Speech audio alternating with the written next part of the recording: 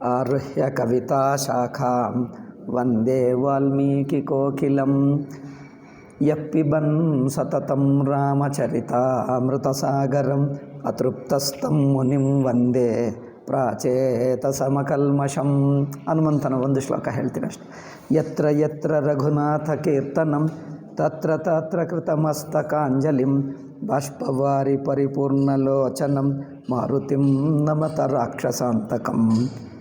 ಆಯಿತು. ವೈದೇಹಿ ಸಹಿತಂ ಸುರದ್ರುಮತಲೆ ಹೈಮೆ ಮಹಾಮಂಡಪೆ ಮಧ್ಯೆ ಪುಷ್ಪಕಮಾಸನೆ ಮಣಿಮಯೇ ವೀರಾಸನೆ ಸಂಸ್ಥಿತಂ.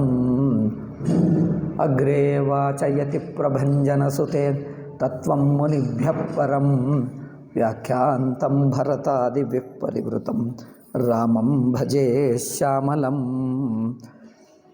ಬಾಲಕಾಂಡ ಇತ್ಯಾದಿ 7 ಕಾಂಡಗಳಿವೆ, ನಮಗೆಲ್ಲರಿಗೂ ಗೊತ್ತು. ನಾನು ಈ ಕಾಂಡಗಳನ್ನು ಇನ್ನೂ ಸಣ್ಣ ಕಾಂಡಗಳಾಗಿ ಉಪಕಾಂಡ ಎಂದು ವಿಭಕ್ತ ಮಾಡಿದ್ದೀನಿ. ಉಪಕಾಂಡ ಆ ಪೇಪರೆಲ್ಲ ಇದ್ದರೆ ನಾನು ಸಿಗ್ತಾಯಿಲ್ಲ, ತುಂಬ ಹುಡುಕಿದೆ, ಅಲ್ಲಿ ಬಿಟ್ಟು ಬಂದೆ. ಉಪಕಾಂಡ ಆಯಿತು ಬಿಡಿ, ಪರವಾಗಿಲ್ಲ, ಎಲ್ಲಿಯಾದರೂ ಬಿಡಿ. ಉಪಕಾಂಡ ಉಪಕಾಂಡ ಅಂದರೆ ಕಾಂಡದ ಒಳಗೆ ಇನ್ನೂ ಕೆಲವು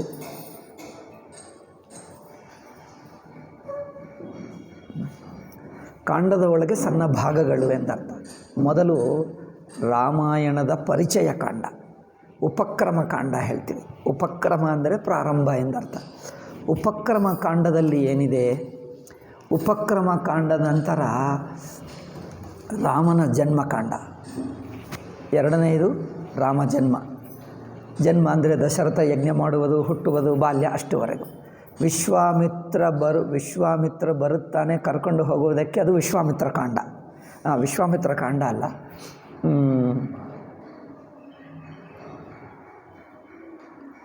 ವಿಶ್ವಾಮಿತ್ರ ಯಜ್ಞ ರಕ್ಷಕಾಂಡ ಹೇಳಬೇಕು. ಯಾಕಂದರೆ ವಿಶ್ವಾಮಿತ್ರ ಕಾಂಡ ಇನ್ನೊಂದಿದೆ. ಅಲ್ಲಿ ಎಲ್ಲಿಂದ ಅಂದರೆ ವಿಶ್ವಾಮಿತ್ರನು ಕರ್ಕೊಂಡು ಹೋಗಿ ಈಗ ದಾರಿಯಲ್ಲಿ ಏನೇನೋ ತೋರಿಸ್ತಾನೆ. ಅದರಲ್ಲಿ ಕೆಲವು ಕಥೆಗಳು ತುಂಬ ಚೆನ್ನಾಗಿವೆ, ಭಕ್ತಿಮಯವಾಗಿ ತುಂಬ ಒಳ್ಳೆಯ ಕಥೆಗಳು. ಗಂಗಾವತರಣ, ಅಲ್ಲಿ ವಿವಿಧ ಋಷಿಗಳು, ಮಹನೀಯರು, ಭಗವಂತನ ಕಥೆ ಎಲ್ಲ ಚೆನ್ನಾಗಿದೆ. ತಾಟಕಿ ಸಂಹಾರ ಮತ್ತು ಯಜ್ಞ ರಕ್ಷಣ ಆದ ನಂತರ ಋಷಿಗಳೆಲ್ಲ ಬರುತ್ತಾರೆ, ಇನ್ನೇನೋ ನೋಡ್ತಾರೆ, ಅಲ್ಲಿಂದ ಮತ್ತೆ ಹೊರಡುತ್ತಾರೆ. ಎಲ್ಲಿಗೆ? ಮಿಥಿಲ ನಗರಕ್ಕೆ. ಮಿಥಿಲಾಕಿ ಹೋಗುವವರೆಗೂ ಅದು ಯಜ್ಞ ರಕ್ಷಕಾಂಡ. ಮಿಥಿಲಾಕಿ ಹೋದಾಗ ಮಿಥಿಲಾಕಿ ಹೊರಡುವಾಗ ಅಷ್ಟೇ ಇಟ್ಕೊಂಡೋಣ. ಮಿಥಿಲಾಗಿ ಹೊರಡುವಾಗ ದಾರಿಯಲ್ಲಿ ವಿಶ್ವಾಮಿತ್ರನ ಜನ್ಮ ರಾಜ್ಯ ಅದು ಕೆಲವು ತೋರಿಸ್ತಾರೆ. ತಾನು ಹುಟ್ಟಿದ ರಾಜ್ಯ, ತನ್ನ ಹಿಂದಿನ ಅಪ್ಪ ಅವರದು ಸ್ವಲ್ಪ. ಅಲ್ಲಿ ತಲುಪಿದಾಗ ಅಹಲ್ಯ ಅದು ಘಟನೆ ಬರುತ್ತದೆ. ಗೌತಮ ಋಷಿ ಗೌತಮ ಆಶ್ರಮ. ಅಷ್ಟರಲ್ಲೇ ಶತಾನಂದ ಬರುತ್ತಾನೆ. ಶತಾನಂದ ಯಾರು? ಅಹಲ್ಯ ಮಗ. ಶತಾನಂದ ಜನಕನ ಪುರೋಹಿತ ಶತಾನಂದ. ಅವರು ನಮ್ಮ ವಿಶ್ವಾಮಿತ್ರನ ಕತೆ ಗೊತ್ತಾ ನಿಮಗೆ ಎಂದೆ. ಮೊದಲು ಕೇಳ್ತಾನೆ, ನಮ್ಮ ಅಮ್ಮ ಆಶ್ರಮದಲ್ಲಿದ್ದಾರೆ, ಈಗಲೂ ಹಾಗೆ ಇದ್ದುಬಿಟ್ಟಾಳೆ, ಅದು ತೋರಿಸಿದ್ದೀರಾ? ಹೌದು, ಅದೆಲ್ಲ ಆಯಿತು, ಶಾಪ ವಿಮೋಚನ ಆಯಿತು, ಎಲ್ಲ ಹೇಳಿಬಿಟ್ಟು. ಆವಾಗ ವಿಶ್ವಾಮಿತ್ರನ ಕಥೆ, ಹಿಂದಿನ ಕಥೆ, ಅವರು ಹೇಗೆ ಇದ್ದ, ಎಷ್ಟೆಲ್ಲ ಗಲಾಟೆ ಮಾಡಿದ, ವಸಿಷ್ಠನಿಗೆ ತೊಂದರೆ ಕೊಟ್ಟ, ನಂತರ ತಪಸ್ಸು ಮಾಡಿದ, ಅನೇಕ ವರ್ಷಗಟ್ಲ ಹೇಗೆ ಬ್ರಹ್ಮರ್ಷಿ ಆದ ಎನ್ನುವುದು ಆ ವಿಶ್ವಾಮಿತ್ರ ಕಾಂಡ. ಮೊದಲನೆಯದು ಉಪೋದ್ಘಾತ ಕಾಂಡ, ಅಂದರೆ ರಾಮಾಯಣ ಪರಿಚಯ ಕಾಂಡ, ಉಪೋದ್ಘಾತ ಕಾಂಡ. ಎರಡನೆಯದೇನೋ ರಾಮ ಜನ್ಮಕಾಂಡ. ಮೂರನೆಯದು ಯಜ್ಞರಕ್ಷಕಾಂಡ. ನಾಲ್ಕನೆಯದು ವಿಶ್ವಾಮಿತ್ರನ ಕಾಂಡ. ಐದನೆಯದು ಸೀತಾರಾಮ ಕಲ್ಯಾಣ ಕಾಂಡ. ಇಂಕಷ್ಟೇ. ಈ 5 ಪ್ರಸಂಗಗಳು ಬಾಲಕಾಂಡದಲ್ಲಿವೆ.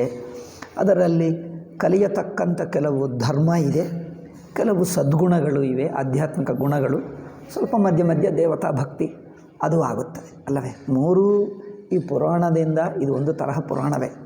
ಇದರಿಂದ ನೀವು ಕಲಿಯತಕ್ಕ ಗುಣಗಳು, ಸದ್ಗುಣಗಳು, ಒಂದು ಆಧ್ಯಾತ್ಮಿಕ ಗುಣಗಳು ಇರುತ್ತವೆ. ಧರ್ಮ, ಸ್ವಲ್ಪ ಭಕ್ತಿ, ಇದು. ಅದರಿಂದ ಉಪೋದ್ಘಾತ ಕಾಂಡದಲ್ಲಿ ರಾಮಾಯಣ ಹೇಗೆ ಜನರಿಗೆ ಸಿಕ್ಕುತ್ತದೆ, ವಾಲ್ಮೀಕಿ ಯಾವುದೇ ಆಗಲಿ ಸತ್ಸಾಂಗತ್ಯ ಅತಿ ಮುಖ್ಯ. ಮಹನೀಯರ ಅನುಗ್ರಹದಿಂದಲೇ ನಮಗೆ ಯಾವುದೇ ಸಿಗಲಿ. ಆದ್ದರಿಂದ ಗುರುಭಕ್ತಿ, ಋಷಿಭಕ್ತಿ ನಮಗೆ ಅತಿ ಮುಖ್ಯವಾಗಿದೆ. ವಾಲ್ಮೀಕಿ ಅಂತ ಮಹನೀಯನಿಗೆ ನಾರದನೇ ಹೇಳಬೇಕಾಯಿತು. ಅವರು ಹೇಳ್ತಾರೆ, ಇಂಥ ಸದ್ಗುಣ ಸಂಪನ್ನ ಯಾರಾದರೂ ಇದ್ದಾರ ಭೂಲೋಕದಲ್ಲಿ?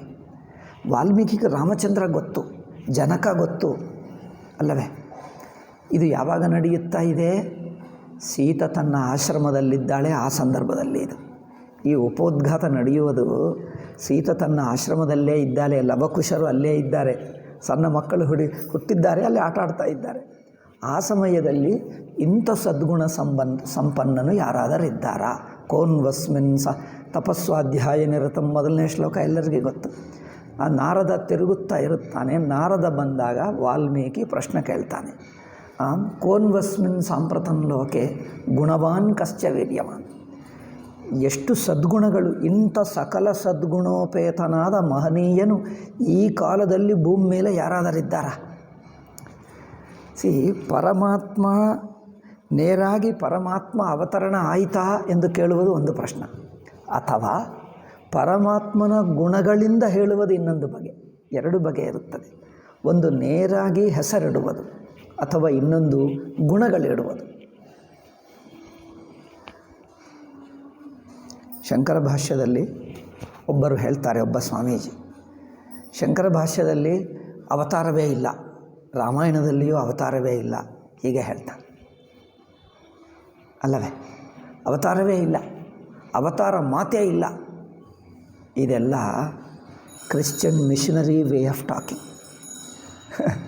ಇಂದು ಅವತಾರ ಎಂಬ ಮಾತು ಇಲ್ಲದಿದ್ದರೂ ಅವತಾರಕ್ಕೆ ಇನ್ನೊಂದು ಪದ ಬಳಸಿ ಇರುತ್ತಾನೆ. ಭಗವಂತನೇ ಪರಮೇಶ್ವರ ಭಕ್ತಾನುಗ್ರಹಾರ್ಥಂ ತನ್ನ ಮಾಯಾರೂಪವನ್ನು ಧರಿಸಿಕೊಂಡು ಬರ್ತಾನೆ, ತನ್ನ ಮಾಯಿಕ ರೂಪವನ್ನು ಧರಿಸಿ ಭಕ್ತರನ್ನು ಅನುಗ್ರಹಿಸುತ್ತಾನೆ ಎಂದು ಹೇಳಿದ. ಮರಿ ಇದು ಅವತಾರ ಅಲ್ಲವಾ? ಮರಿ ಇದೇನರ್ಥ? ಈ ಮಾತಕ್ಕೆ ಏನರ್ಥ? ಇದು ಅವತಾರವೇ. ಆದ್ದರಿಂದ ಅವತಾರ ಎಂಬ ಮಾತು ಬಳಸದಿದ್ದರೂ ಆ ಅವತಾರ ಗುಣವನ್ನು, ಲಕ್ಷಣವನ್ನು ಮತ್ತೊಂದು ರೀತಿಯಲ್ಲಿ ಹೇಳಿದ್ದಾರೆ. ಭಾಷ್ಯಕಾರರು ಹೇಳಿದ್ದಾರೆ, ಭಗವದ್ಗೀತೆಯಲ್ಲಿ ಅವತಾರ ಎಂದು ಹೇಳಿದ್ದಾರೆ, ಮತ್ತು ಸೂತ್ರ ಭಾಷ್ಯದಲ್ಲಿಯೂ ಹೇಳಿದ್ದಾರೆ, ಎಲ್ಲ ಕಡೆ ಅಲ್ಲಲ್ಲಿ ಹೇಳುತ್ತಾನೇ ಇದ್ದಾರೆ. ಏನು ಹೇಳ್ತೀನಿ, ಸೂತ್ರ ಭಾಷ್ಯದಿಂದ ಈ ವಾಕ್ಯ, ಸ್ಯಾತ್ ಪರಮೇಶ್ವರಸ್ಯಾಪಿ ಮಾಯಾಮಯಂ ರೂಪಂ ಸಾಧಕಾನುಗ್ರಹಾರ್ಥಂ. ಇದು ವಾಕ್ಯ ಶಂಕರ ಭಾಷ್ಯದಲ್ಲೇ ಇರುವ ವಾಕ್ಯ. ತಮಗೆ ಅನುಕೂಲವಿರುವಾಗ ಉದಾಹರಿಸ್ತಾರೆ, ತಮಗೆ ಇಷ್ಟವಿಲ್ಲದಿದ್ದರೆ ಪಕ್ಕ ಕೆಟ್ಟುಬಿಡ್ತಾರೆ.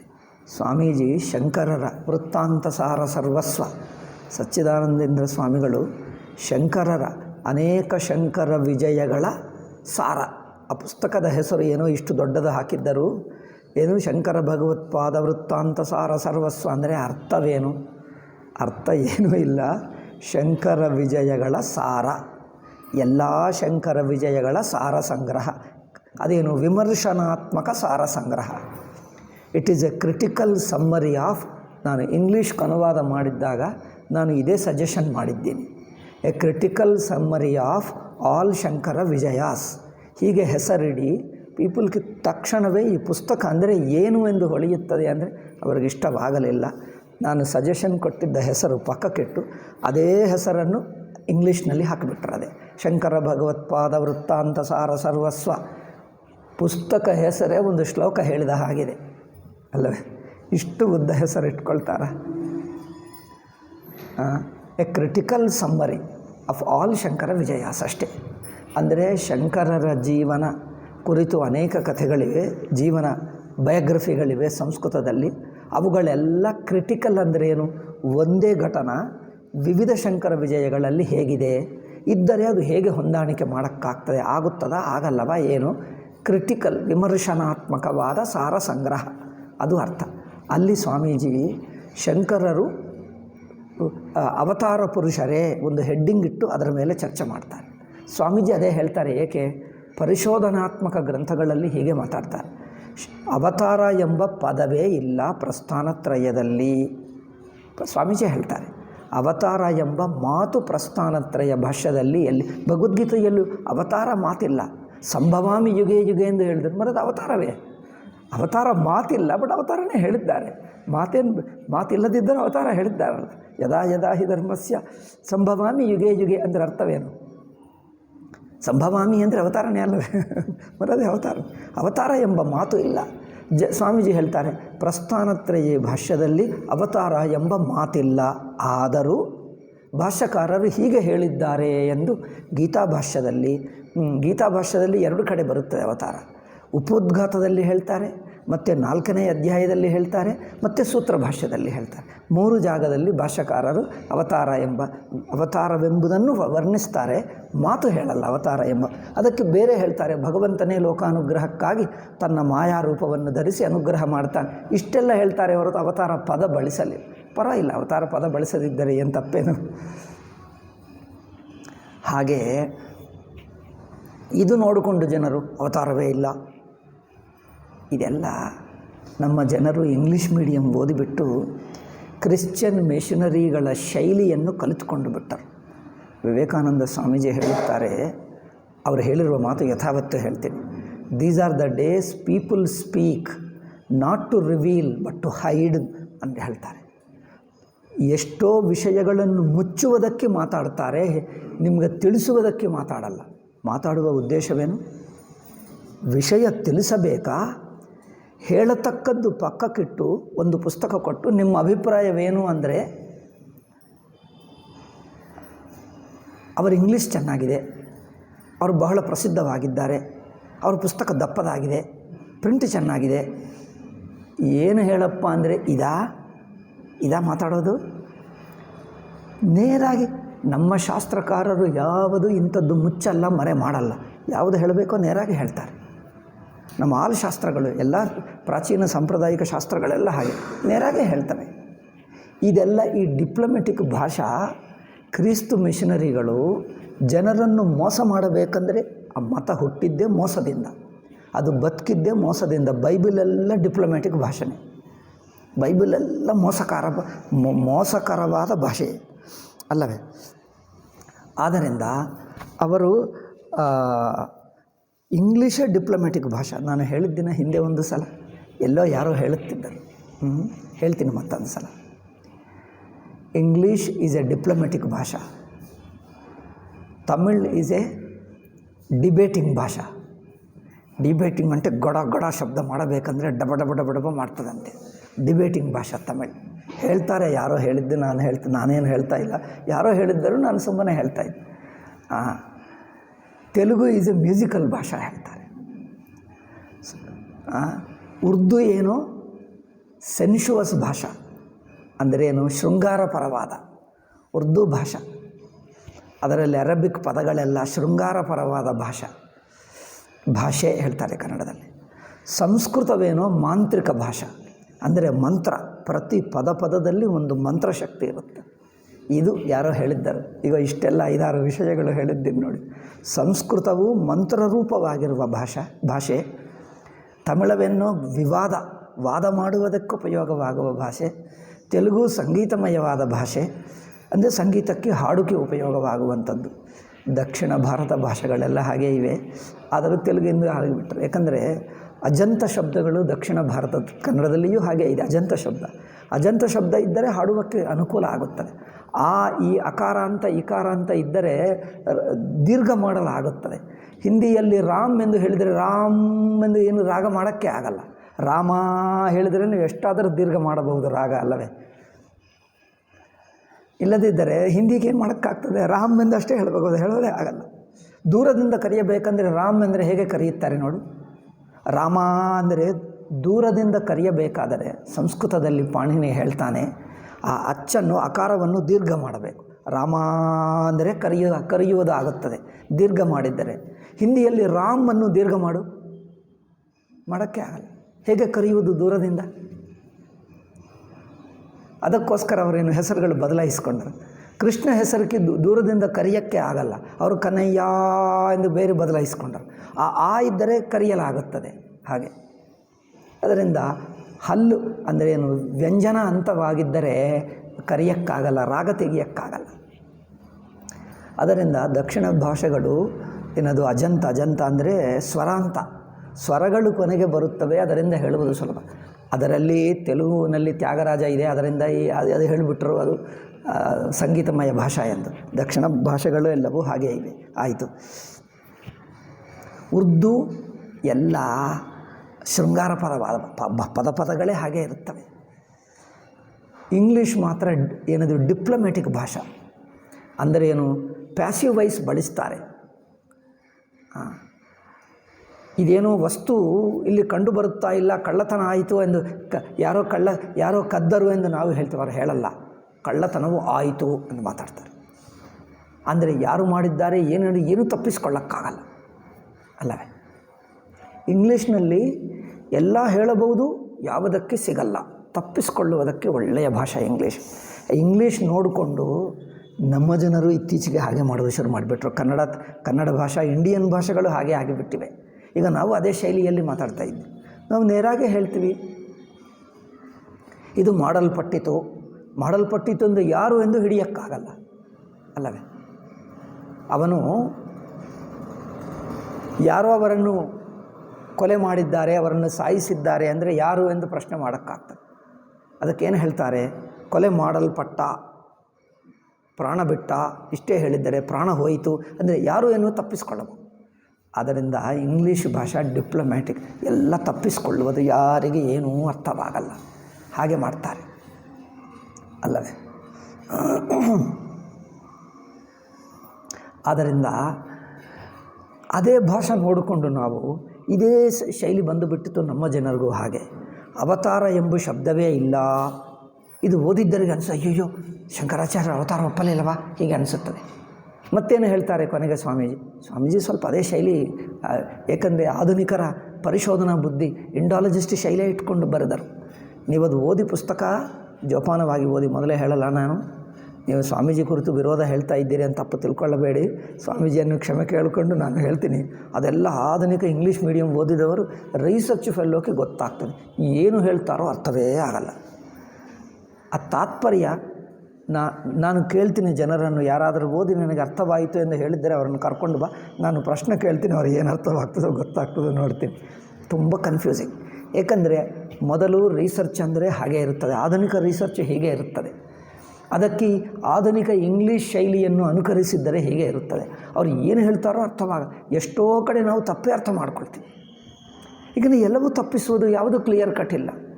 ಅಟ್ಲೀಸ್ಟ್ ಅದು ಅನುವಾದ ಮಾಡಿದ್ದಾಗಲೂ ಅದೆಲ್ಲ ತೆಗೆದುಬಿಟ್ಟು ಸಿಂಪ್ಲಿ ಸ್ಟ್ರೇಟಾಗಿ ಹೇಳಿಬಿಡು. ನಾನು ತುಂಬ ಪ್ರಯತ್ನ ಮಾಡಿದೆ, ಆ ಇಂಗ್ಲೀಷ್ ಅನುವಾದ ಮಾಡಿದಾಗ ಅದೆಲ್ಲ ಕರೆಕ್ಷನ್ ಮಾಡಿಬಿಡೋಣ, ಅಮ್ಮ ಬೇಡ ಬೇಡ ಬೇಡ ಎಂದು ನಮ್ಮ ಕೈಯಿಂದ ಕಿತ್ಕೊಂಡು ಇನ್ನೊಬ್ಬರು ಏನೋ ಮಾಡಿಬಿಟ್ರು. ಆ ಇಂಗ್ಲೀಷ್ಗೆ ನನ್ನ ಕೈಯಿಂದ ಕಿತ್ಕೊಂಡರು. ನಾನೇ ಎಲ್ಲಾದರೂ ತಯಾರು ಮಾಡಿಸಿದೆ, ನನ್ನನ್ನೇ ಪಕ್ಕಕ್ಕಿಟ್ಟು ಏನೋ ಮಾಡಿಬಿಟ್ಟರು. ಮತ್ತೆ ಇಂಗ್ಲೀಷು ಅದೇ ಗತಿ ಆಯಿತು. ಆದ್ದರಿಂದ ಅವತಾರವೆಂಬ ಮಾತೇ ಇಲ್ಲ ಹೀಗೆ ಹೇಳಿಬಿಟ್ಟು ನಿಮಗೆ ಅನಿಸುತ್ತೆ, ಅಯ್ಯಯ್ಯೋ ಅವತಾರವೇ ಇಲ್ಲವಾ. ನಂತರ ಆ ಶಂಕರರು ಮಾತ್ರ ಈ ಮಾತು ಹೇಳಿದ್ದಾರೆ ಎಂದು ಏನೋ ಉದ್ದ ವಾಕ್ಯವನ್ನು ಉದಾಹರಿಸಿ ಎಲ್ಲ ಹೇಳಿಬಿಟ್ಟು ಕೊನೆಗೇನು ವಾಕ್ಯವೆಲ್ಲ ಶಂಕರರು ಹೇಳಿಬಿಟ್ಟೆಲ್ಲ ಓದಿದ ನಂತರ ಏನೋ ಮಾಯಾಮಯವಾಗಿ ಶಂಕರರು ಏನೋ ಭಗವಂತ ಮಾಯಾ ಇರ್ತಾನೆ, ಮಾಯೆಯನ್ನು ತನ್ನ ಕೈಯಲ್ಲಿಟ್ಕೊಂಡು ಲೋಕವಲ್ಲಿ ಕಂಡುಬಂದು ಜನರಿಗನ್ನು ಜನರನ್ನು ಏನು ಮಾಡ್ತಾನೆ, ಧರ್ಮಸ್ಥಾಪನ ಮಾಡ್ತಾನೆ. ಇಷ್ಟು ವಾಕ್ಯ ಇದೆ. ಆದರೆ ಶಂಕರರು ಈ ಮಾತು ಹೇಳಿದ್ದಾರೆ ಎಂದು ಹೇಳಿಬಿಟ್ಟಿದೆ. ನಿಮಗೇನಾದರೂ ಅರ್ಥವಾಯಿತಾ? ಮೊದಲು ಅವತಾರವೂ ಇಲ್ಲವೇ ಇಲ್ಲ ಎಂದು ಹೇಳಿದ್ದಾರೆ. ನಂತರ ಏನು ಹೇಳಿದ್ದರು? ಇದೆಲ್ಲ ವಾಕ್ಯ ತೋರಿಸಿದ್ದಾರೆ. ಏನು, ತನ್ನ ಮಾಯಾಶಕ್ತಿಯಿಂದ ತಾನು ಮಾಯಕ್ಕೆ ಒಳಗಾಗದೆ ಮಾಯೆಯನ್ನು ತನ್ನ ಅಧೀನದಲ್ಲೇ ಇಟ್ಟುಕೊಂಡು ಒಂದು ಮನುಷ್ಯ ರೂಪವನ್ನು ತಾಳಿದಂತೆ ಆಗಿ ಧರ್ಮಸ್ಥಾಪನ ಮಾಡುತ್ತಾರೆ. ಅಷ್ಟೇ. ನಿಮಗೇನು ಅರ್ಥವಾಯಿತು? ಅವತಾರವಿದೆ ಎಂದಾಯ್ತಾ, ಇಲ್ಲ ಎಂದಾಯ್ತಾ? ಈಗ ಇದು ಕನ್ಫ್ಯೂಷನ್. ಇದು ಆಧುನಿಕರ ಭಾಷೆ. ನೇರಾಗಿ ಹೇಳಬಹುದೇ? ನಾನು ಹೇಳಿದ್ದೀನಿ, ಸ್ವಾಮೀಜಿ ಹೇಳದಿದ್ದರೂ ಇಂಗ್ಲೀಷ್ ಅನುವಾದ ಮಾಡುವಾಗಾದರೆ ಸೇರಿಸಿಬಿಡೋಣ. ಅವತಾರ ಎಂಬ ಮಾತು ಇಲ್ಲದಿದ್ದರೂ ಮತ್ತೊಂದು ಬಗೆಯ ಅವತಾರವನ್ನೇ ಒಪ್ಪಿಕೊಂಡರು. ಆ ಮಾತಿಲ್ಲ, ಆದರೂ ಅದು ಹೇಳಿಬಿಟ್ಟು ಈ ವಾಕ್ಯ ಉದಾಹರಿಸು ಶಂಕರ ಭಾಷ್ಯ ಅರ್ಥವಾಗ್ತದೆ. ಇಲ್ಲದಿದ್ದರೆ ಜನರು ಏನೋ ತಿಳ್ಕೊಳ್ತಾ ಇದ್ದಾರೆ. ಏಕೆಂದರೆ ಇದೆಲ್ಲ ಡಿಪ್ಲೊಮ್ಯಾಟಿಕ್ ಭಾಷೆ. ಅವ್ರು ಏನು ಹೇಳ್ತಾರೋ ನಮಗೆ ಅರ್ಥವಾಗಲ್ಲ. ಆಧುನಿಕ ನ್ಯೂಸ್ ಪೇಪರ್ ನೋಡಿದ್ದೀರಾ? ಹೆಡ್ಡಿಂಗ್ ಬಂದಿರುತ್ತದೆ, ಏನು, ಅವರನ್ನು ಕೊಲೆ ಮಾಡಿದ್ದಾರೆ ಎಂದು ಹೇಳ್ತಾರೆ, ಕೆಳಗೆ ಹೇಳ್ತಾನೆ ಅವರಿನ್ನೂ ಬದುಕಿದ್ದಾನೆ ಎಂದು ಹೇಳ್ತಾರೆ. ಏನರ್ಥಪ್ಪ? ಹೆಡ್ಡಿಂಗ್ ಒಂದಿರುತ್ತಾನೆ, ಒಳಗೆ ನ್ಯೂಸ್ ಇನ್ನೊಂದು ಹಾಕ್ತಾರೆ. ಈ ಕಾಲವೆಲ್ಲ ಗೊಂದಲ ಭಾಷೆ, ಗೊಂದಲ ಜನರು. ಅದಕ್ಕೆ ಎಜುಕೇಷನ್ ಹೆಚ್ಚಾಗಿ ಮೀಡಿಯಾಗಳು ಹೆಚ್ಚಾಗುತ್ತಾ ಇರುವಾಗ ಜನರನ್ನು ಕನ್ಫ್ಯೂಸ್ ಮಾಡುವುದೇ. ವಿವೇಕಾನಂದ ಹೇಳಿದ ಹಾಗೆ, you talk more, you confuse people more, you don't reveal what is the facts. ಹೇಳತಕ್ಕದ್ದೇನೋ ತಿಳಿಸತಕ್ಕದ್ದೇನೋ ಮುಚ್ಚಿ ಗೌಣ ವಿಷಯಗಳನ್ನು ಅತಿಯಾಗಿ ಮಾತಾಡಿ ನಿಜವಾದ ವಿಷಯವನ್ನು ಮುಚ್ಚುತ್ತಾರೆ. ನಿಜವಾದ ವಿಷಯವನ್ನು ಮುಚ್ಚಲಕ್ಕಿ ಅನಾವಶ್ಯಕ ವಿಷಯವನ್ನು ಅತಿಯಾಗಿ ಹೇಳಲಕ್ಕಿ ಬಳಸ್ತಾರೆ. ಈ ಕಾಲದ ಭಾಷೆ ಹೀಗೇ ಆಗಿಬಿಟ್ಟಿದೆ. ಏನು ಹೇಳುತ್ತಾರೋ ಎಲ್ಲಿ ಹೋಗ್ತಾರೋ ಗೊತ್ತೇ ಆಗಲ್ಲ. ಇಲ್ಲಿ ಮಾತ್ರ ನಾವು ಸಾಮಾನ್ಯವಾಗಿ ಹಾಗೆ ಹೇಳಲ್ಲ, ಬಟ್ ಇಲ್ಲಿ ಮಾತ್ರ ವಿಶೇಷವಾಗಿ ಒಂದು ಸಾಹಿತ್ಯ ಪ್ರಕ್ರಿಯೆಯಾಗಿ ಬಳಸಿಕೊಂಡರು. ಭಗವಂತ ಎಂದು ಮಾತು ಹೇಳದಿದ್ದರೂ ಭಗವಂತನ ಗುಣಗಳನ್ನು ಬಳಸಿದ್ದರೆ ನಿಮಗೆ ಭಗವಂತನಂದಂತೆ ಆ ಸದ್ಗುಣಗಳನ್ನು ನೋಡಿದ್ದರೆ ಅತ್ಯಂತ ಪೂಜ್ಯ ಭಾವ, ಭಕ್ತಿಭಾವ ಬಂದುಬಿಡ್ತದೆ. ನಮಗೆ ಸಾಕು, ಅದು ಬೇಕು. ಭಗವಂತನನ್ನು, ರಾಮಚಂದ್ರನ ಗುಣಗಳನ್ನು ಹೇಗೆ ವರ್ಣನ ಮಾಡಿದ ಅಂದರೆ, ಮನುಷ್ಯ ಮಾತ್ರದಿಂದ ಇಂಥ ಗುಣಗಳು ಅಸಂಭವ, ಮನುಷ್ಯ ಮಾತ್ರನಲ್ಲಿ ಇಂಥ ಗುಣಗಳಿರುವುದು ಅಸಂಭವ. ನೀವು ನೋಡಿದ್ದೀರಾ ಯಾರಾದರೂ ಇಂಥ ಗುಣಗಳಿರುವವನ್ನು? ಅದೆಲ್ಲ ಹೇಳಬೇಕಂದರೆ ದೊಡ್ಡ ವಿಮರ್ಶೆ ಆಗುತ್ತದೆ, ಟೈಮ್ ಸಾಕಾಗಲ್ಲ ನನಗೆ. ಇರುವವೇ 9 ದಿವಸ, ನವರಾತ್ರಿ ಅಂದರೆ 9 ದಿವಸ. ಕೊನೆಯ ದಿವಸ ರಾಮಪೂಜೆಗೆ ಹೋಗುತ್ತದೆ, ಮೊದಲನೇ ದಿವಸ ಉಗಾದಿ ತಿಂದು ಬಿಡ್ತದೆ. ಈಗ ಮಧ್ಯದಲ್ಲಿ 2 ತೆಗೆದು ಬಿಟ್ಟರೆ minus, first minus, last minus 7 ದಿವಸ. 7 ದಿವಸದಲ್ಲಿ 1 ದಿವಸ ಉಪೋದ್ಘಾತ ಮುಗಿದೇ ಬಿಟ್ಟಿತು. ಇವತ್ತು 2ನೇ ದಿವಸ ಅಲ್ಲವೇ? 2ನೇ ದಿವಸ ಇದಕ್ಕೆ ಇಂಟರ್ನೆಟ್ ಬರಲ್ಲ, ಸೊ ದೂರದವರು ನೋಡೋಕ್ಕಾಗಲ್ಲ. ಏಕೆ? ಇದು ವೇಸ್ಟು.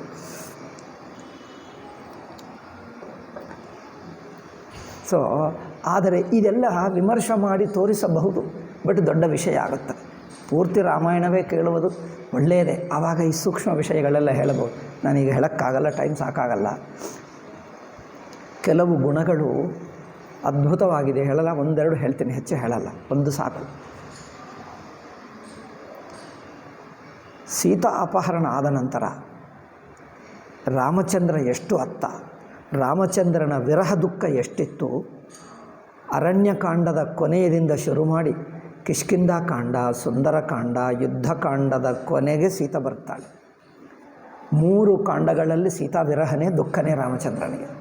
ದುಃಖವೇ ದುಃಖ. ಅಷ್ಟು ದುಃಖದಲ್ಲಿ ಸೀತಾ ಅಪಹರಣವಾಯಿತು, ಸೀತಾ ಮತ್ತೆ ಸಿಗ್ತಾಳ ನನಗೆ ಎಂದು ಸೀತಾ ವಿರಹ, ಸೀತಾ ದುಃಖ, ಸೀತಾವನ್ನೇ ನೆನಪಿಸಿಕೊಂಡು ಅಯ್ಯೋ ನನ್ನ ಇದೇ ಮಾತಾಡುವುದೇ ಹೊರತು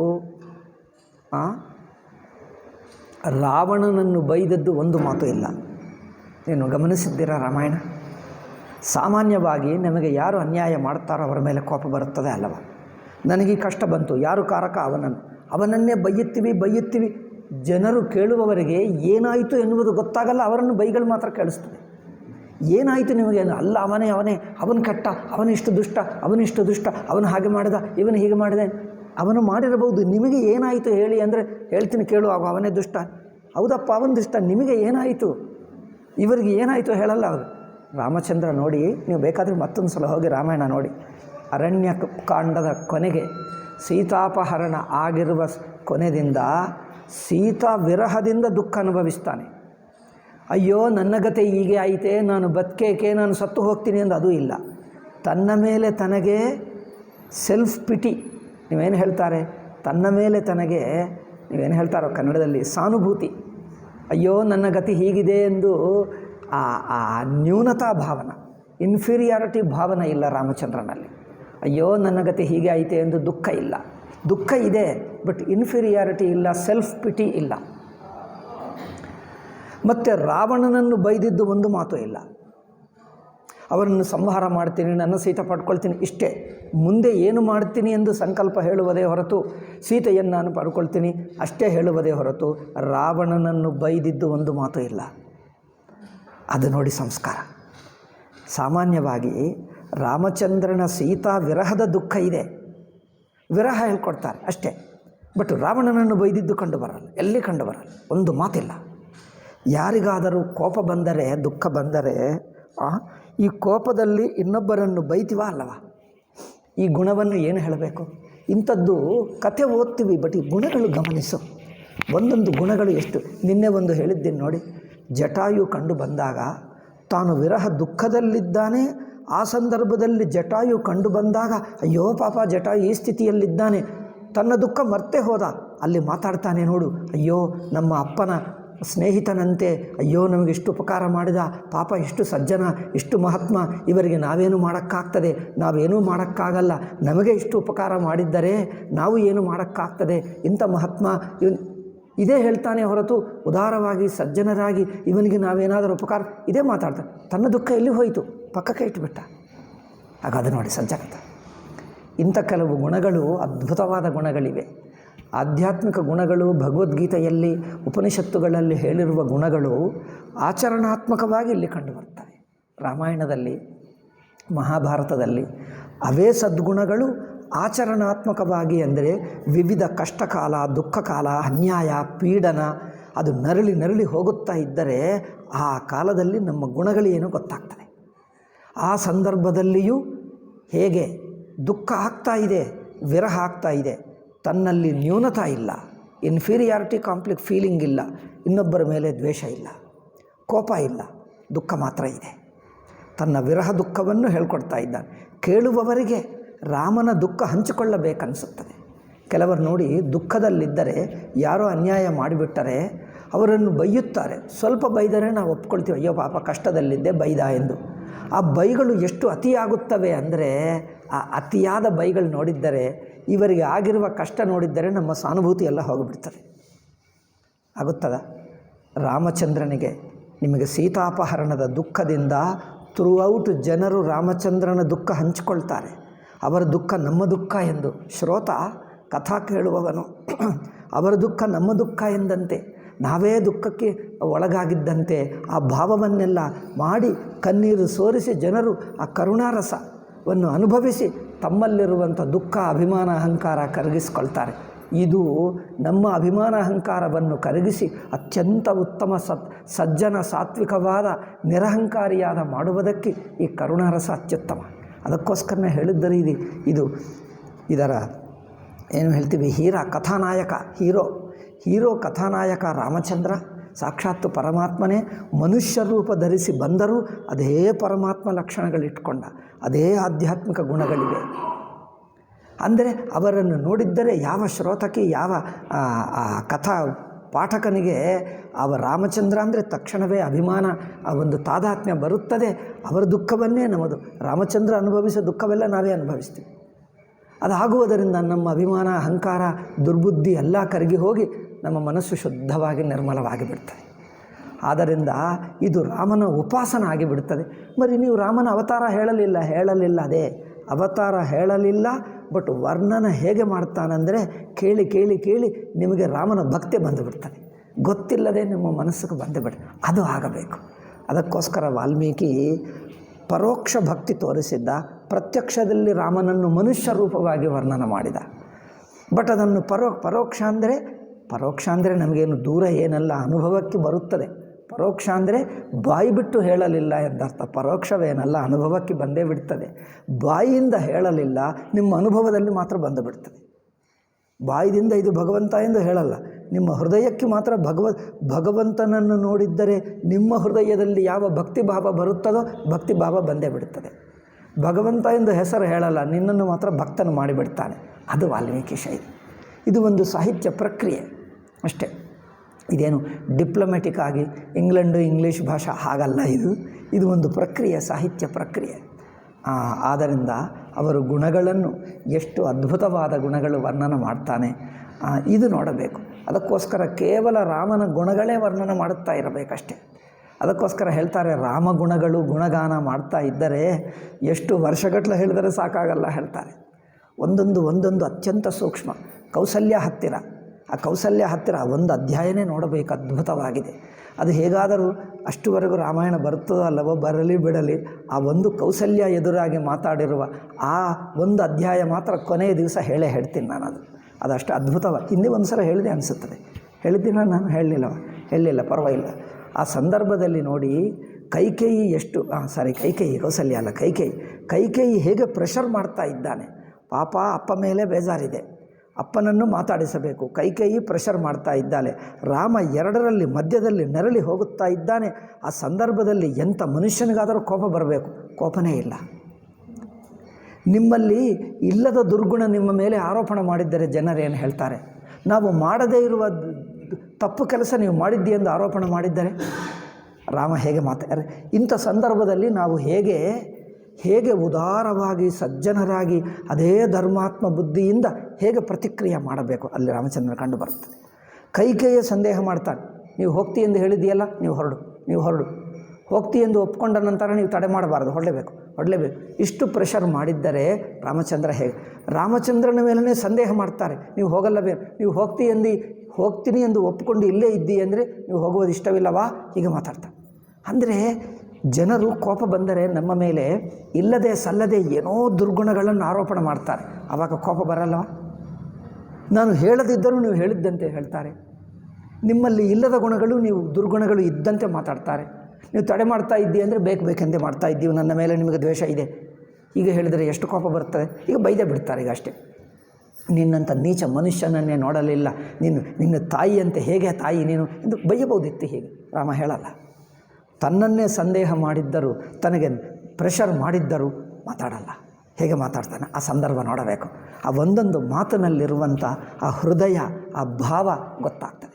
ಹೀಗೆ ರಾಮಚಂದ್ರನ ಗುಣಗಳು ಒಂದೊಂದು ನೋಡಿದ್ದರೆ, ಒಂದು ಕಡೆ ಹೇಳ್ತಾನೆ, ವಿದ್ಯಮಾಂ ಋಷಿಭಿಸ್ತುಲ್ಯಂ, ನಾನೊಂದು ಋಷಿ ಸಮಾನ, ಕೇವಲಂ ಧರ್ಮಮಾಶ್ರಿತಂ, ನಾನು ನಿಷ್ಕಾಮ ಧರ್ಮ ಅಂದರೆ ಒಂದು ಸನ್ಯಾಸ ಧರ್ಮವನ್ನೇ ಇಟ್ಕೊಂಡೆ, ಸರ್ವವೂ ಪರಿತ್ಯಾಗ, ಏನು ಬಂದರೆ ಅದು ಒಪ್ಕೊಳ್ತೀನಿ ಅಷ್ಟೇ.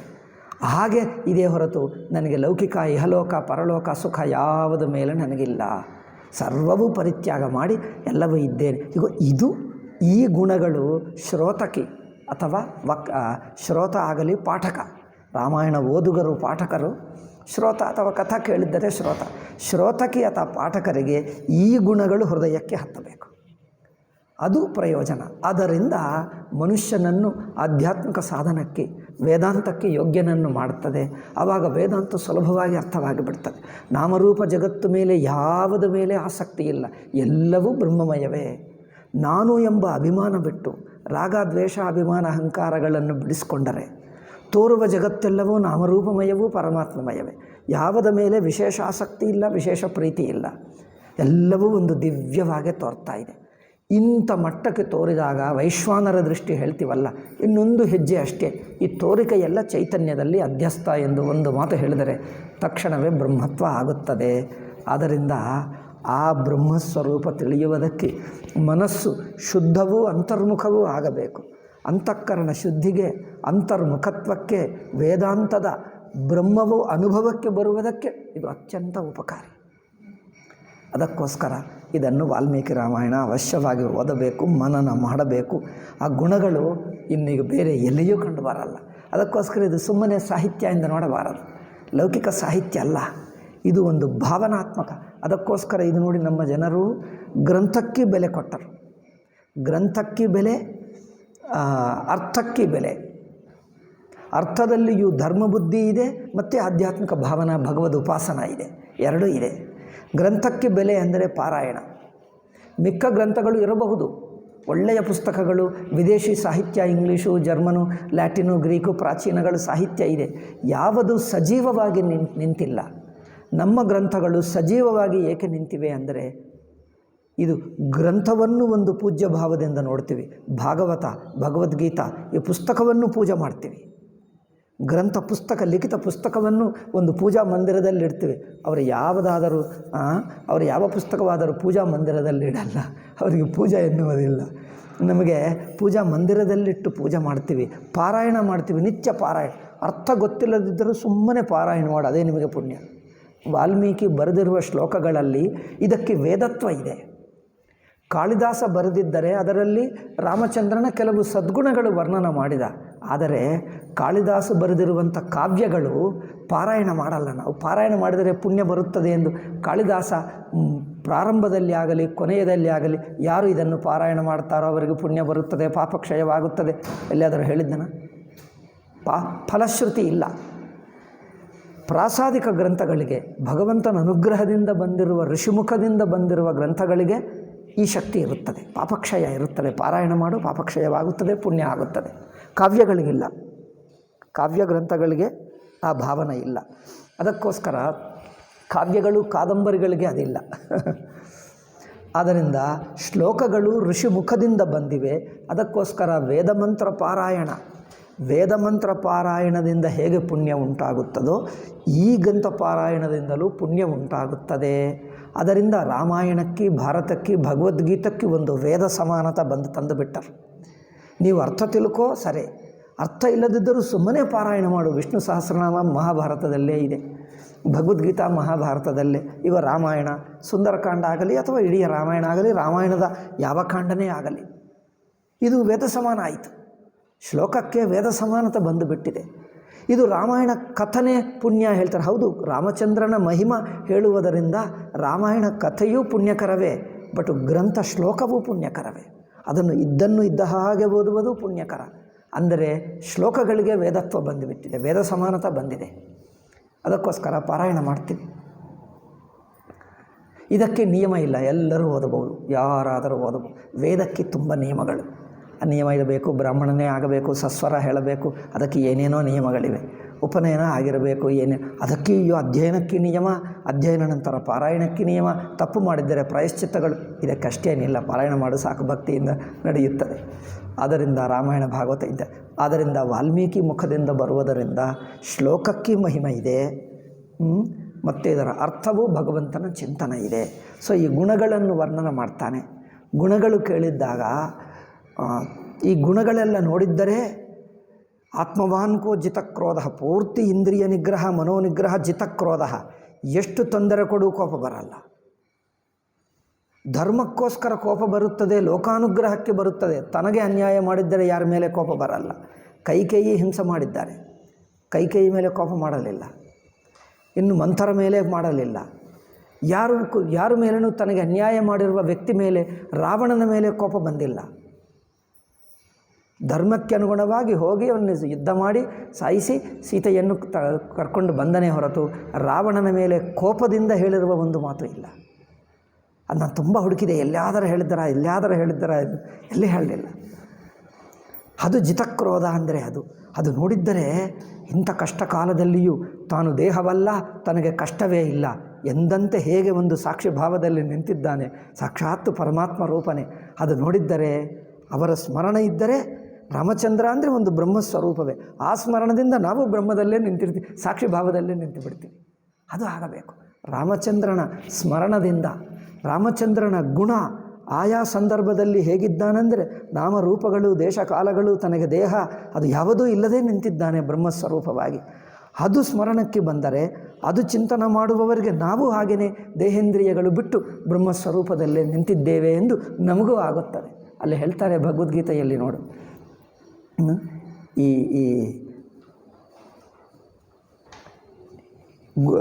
ದಿವ್ಯಂ ಗುಣಕರ್ಮಚ, ನನ್ನ ಕರ್ಮ ದಿವ್ಯ, ನಮ್ಮ ಜನ್ಮ ದಿವ್ಯಂ. ಯಾರು ತಿಳ್ಕೊಳ್ತಾರೋ ಅವರಿಗೂ ಜನ್ಮರಹಿತ್ಯವಾಗುತ್ತದೆ ಎಂದು ಶ್ಲೋಕ ಇದೆ ನೋಡಿ, 4ನೇ ಅಧ್ಯಾಯದಲ್ಲಿ.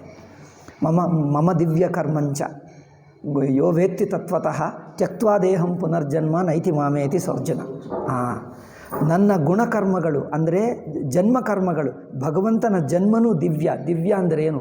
ತೋರಿಕೆ ಮಾತ್ರ, ತಾನು ಮಾತ್ರ ಬ್ರಹ್ಮನೇ ಆಗಿದ್ದಾನೆ. ತನ್ನ ದೃಷ್ಟಿಗೆ ನಾನು ಏನು ಮನುಷ್ಯನಾಗಲೇ ಇಲ್ಲ. ಇನ್ನೊಬ್ಬರಿಗೆ ತೋರ್ತಾನೆ, ತಾನು ಮಾತ್ರ ಅದೇ ಬ್ರಹ್ಮವೇ ಆಗಿರುತ್ತಾನೆ. ಸರ್ವವ್ಯಾಪಕನಾಗಿರುವ ಚೈತನ್ಯಮಯವೇ ಇರುತ್ತಾನೆ. ಇನ್ನೊಬ್ಬರಿಗೆ ತೋರ್ತಾನೆ ಹೊರತು ತಾನು ಇಲ್ಲಿದ್ದಾನೆ ಅಂದಂತೆ ತೋರ್ತಾನೆ, ತಾನು ಎಲ್ಲ ಕಡೆ ಇರುತ್ತಾನೆ. ಈಗ ಮನುಷ್ಯ ರೂಪವಾಗಿದ್ದಾನೆ ಅನಿಸುತ್ತದೆ, ಅದು ಹಿಂದೆನೂ ಮುಂದೆನೂ ಎಂದಿಗೂ ಇದ್ದಾನೆ. ಏನೋ ಕರ್ಮ ಮಾಡುತ್ತಿದ್ದಂತೆ ಅಲ್ಲಿ ಹುಟ್ಟಿದ್ದನಂತೆ, ಬೃಂದಾವನದಲ್ಲಿ ಆಡುತ್ತಿದ್ದನಂತೆ, ಮತ್ತು ಕಂಸ ಸಂಹಾರ ಮಥುರಾದಲ್ಲಿ, ಮತ್ತು ಶ್ರೀಕೃಷ್ಣನಿಗೆ ಬೋಧ, ಮತ್ತು ಯುದ್ಧಾದಿ ಮಾಡುತ್ತಿದ್ದನಂತೆ ಎಲ್ಲ ತೋರ್ತಾನೆ. ತಾನು ಮಾತ್ರ ಎಲ್ಲಿ ಹೋಗಲಿಲ್ಲ, ಏನೂ ಮಾಡಲಿಲ್ಲ, ಬ್ರಹ್ಮಸ್ವರೂಪವೇ ಆಗಿದ್ದಾನೆ. ಇದು ಯಾರು ತಿಳ್ಕೊಳ್ತಾರೋ ಅವರಿಗೂ ಜನ್ಮರಾಹಿತ್ಯವಾಗಿ ಅವರು ಬ್ರಹ್ಮಸ್ವರೂಪವಾಗುತ್ತಾರೆ. ನೋಡಿ, ಭಗವಂತನ ಅವತಾರ ಸ್ಮರಣ, ಅವತಾರದ ಚಿಂತನನೂ ಒಂದು ಪ್ರಕ್ರಿಯೆಯಾಗಿ ವೇದಾಂತಕ್ಕೆ ಪ್ರಕ್ರಿಯೆಯಾಗಿ ಹೇಳ್ತಾರೆ. ಅವತಾರ ಚಿಂತನ, ಅವನನ್ನು ಬ್ರಹ್ಮಸ್ವರೂಪವಾಗಿ ಚಿಂತನೆ ಮಾಡಿದ್ದರೆ ನೀವು ಬ್ರಹ್ಮನೇ ಆಗಿಬಿಡ್ತೀವಿ. ಅದು ಅಲ್ಲಿ ಹೇಳಿದ್ದಾರೆ. ಇಲ್ಲಿಯೂ ಇದೆ ವರ್ತಿಸುತ್ತದೆ. ರಾಮಚಂದ್ರನ ಸ್ವರೂಪ ತಾನು ಬ್ರಹ್ಮವಾಗೇ ನಿಂತಿದ್ದಾನೆ. ವ್ಯವಹಾರದಲ್ಲಿ ಜೀವನಂಥ ಗುಣಗಳು ಎಲ್ಲಿಯೂ ಕಂಡುಬರಲ್ಲ. ಜೀವನಲ್ಲಿರುವ ಗುಣ ಏನು? ಕರ್ತ, ಭೋಕ್ತ, ದುಃಖಿ, ಸಂಸಾರಿ, ಅಯ್ಯೋ ನನ್ನ ಗತಿ ಹೀಗೆ ಆಯಿತೆ ಎನ್ನುವುದು ತನ್ನ ಮೇಲೆ ತನಗೆ ಒಂದು ಸೆಲ್ಫ್ ಪಿಟಿ ಒಂದು ಕಡೆ ಕಂಡುಬರಲ್ಲ. ಎಷ್ಟು ಭಯಂಕರ ಅನ್ಯಾಯವಾಗಲಿ ಕಷ್ಟವಾಗಲಿ, ಅಯ್ಯೋ ನನ್ನ ಗತಿ ಹೀಗಿದೆ, ನಾನು ಪೂರ್ವಜನ್ಮದಲ್ಲಿ ಏನು ಪಾಪ ಮಾಡ್ಕೊಂಡಿದ್ದೀನೋ ಅಂತ ದೀನತ ಎಲ್ಲಿ ಕಂಡುಬರಲ್ಲ. ದೀನತ್ವವಿಲ್ಲ. ದೀನತ್ವವೇ ಜೀವಭಾವ, ದ್ವೇಷವೂ ಜೀವಭಾವ, ಕೋಪವೂ ಜೀವಭಾವ. ಅದಿಲ್ಲ. ಕೋಪ ಇಲ್ಲ, ದೀನತ್ವ ಇಲ್ಲ. ಅಯ್ಯೋ ನನ್ನ ಗತಿ ಹೀಗೆ ಆಯಿತೆ ಎಂದು ದೀನತ್ವ ಇಲ್ಲ. ಇನ್ನೊಬ್ಬರ ಮೇಲೆ ಕೋಪ ಇಲ್ಲ. ಅಂದರೆ ಅದು ಇನ್ನೊಬ್ಬರ ಮೇಲೆ ದ್ವೇಷ ಇಲ್ಲ, ಕೋಪ ಇಲ್ಲ, ತನ್ನ ಮೇಲೆ ದೀನತ್ವ ಇಲ್ಲ. ನಾನಿದು ಕಲ್ಕೊಂಡೆ, ಅಯ್ಯೋ ನನಗೆ ಇಲ್ಲ, ಅಯ್ಯೋ ನನಗೆ ಬೇಕಾಯಿತು, ಇದು ನನ್ನದಿರಬೇಕಿತ್ತು, ನಾನು ಅದು ಹೋಯಿತು ಬಿಟ್ಟ ಮುಂದಕ್ಕೆ ಬರದ, ಅದು ಹೋಯಿತು ಬಿಟ್ಟ ಮುಂದಕ್ಕೆ ಬರದ, ಅದು ಹೋಯಿತು ಬಿಟ್ಟು ಅಷ್ಟೇ. ತನಗೆ ಇಲ್ಲ ಎಂದು ಚಿಂತೆ ಇಲ್ಲ. ನೋಡಿ, ನಾನು ಕಲ್ಕೊಂಡೆ ಎಂದಿಲ್ಲ. ಅಲ್ಲಿ ನೋಡಿದರೆ ಒಂದು ಒಂದು ಒಂದು ವೈರಾಗ್ಯ, ಒಂದು ಕೇವಲ ಸಾಕ್ಷಿ ಭಾವನೆ ಇದ್ದೆ. ಜೀವನಿಗೆ ಹೇಗೆ ದುಃಖವು ಅಯ್ಯೋ ನಾನು ಕಲ್ಕೊಂಡೆ ಅದಿಲ್ಲ. ಕರ್ತ ಭೋಕ್ತ ಭಾವ ಇಲ್ಲ.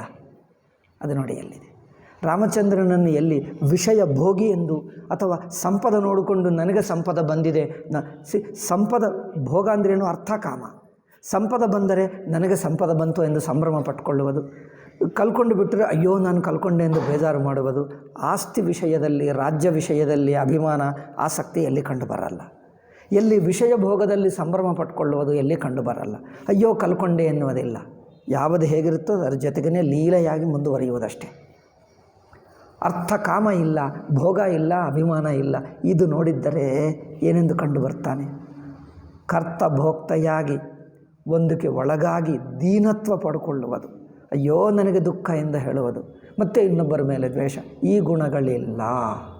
ಅಂದರೆ ಜೀವನ ಲಕ್ಷಣ ಯಾವುದೋ, ಜೀವನಿಗೆ ಇರತಕ್ಕ ಗುಣಗಳು ಯಾವುದೋ ಅವಿಲ್ಲ.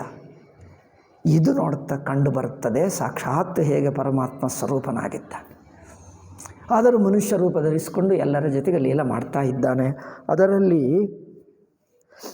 ಈಶ್ವರ ಗುಣಗಳು ಕಂಡುಬರುತ್ತವೆ. ಈಶ್ವರ ಗುಣ ಅಂದರೆ ಏನು?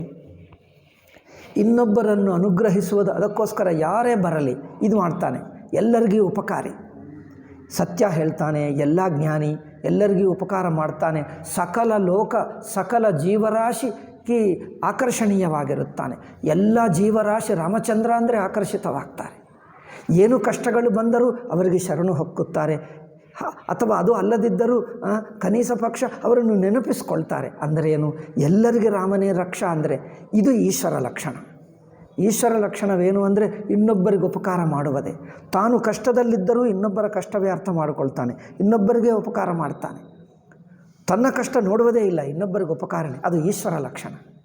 ಈಶ್ವರನಿಗೆ ಅಯ್ಯೋ ನಾನು ನೀವು ಬೇಡಿಕೊಂಡರೆ ಅಯ್ಯೋ ನಾನು ಕಷ್ಟದಲ್ಲಿದ್ದೀನಿ, ನನಗೆ ಉದ್ಯೋಗ ಸಿಗಲಿಲ್ಲ, ನನಗೆ ಮದುವೆ ಆಗಲಿಲ್ಲ, ನನ್ನ ಮಕ್ಕಳೆಲ್ಲ ಬೇಡ್ಕೊಂಡರೆ ಭಗವಂತ ಅಯ್ಯಯ್ಯೋ ನನಗೆ ಮದುವೆ ಆಗಲಿಲ್ಲಪ್ಪ, ನೀನು ಗಲಾಟೆ ಮಾಡಬೇಡ ಹೋಗೋ ಎಂದು ಯಾವಾದರೂ ಭಗವಂತ ಹೀಗೆ ಬೇಜಾರು ಮಾಡ್ಕೊಳ್ತಾನೆ? ಹೀಗೆ ಮಾಡಿಕೊಂಡ್ರೆ ಅವನೇನು ಭಗವಂತ?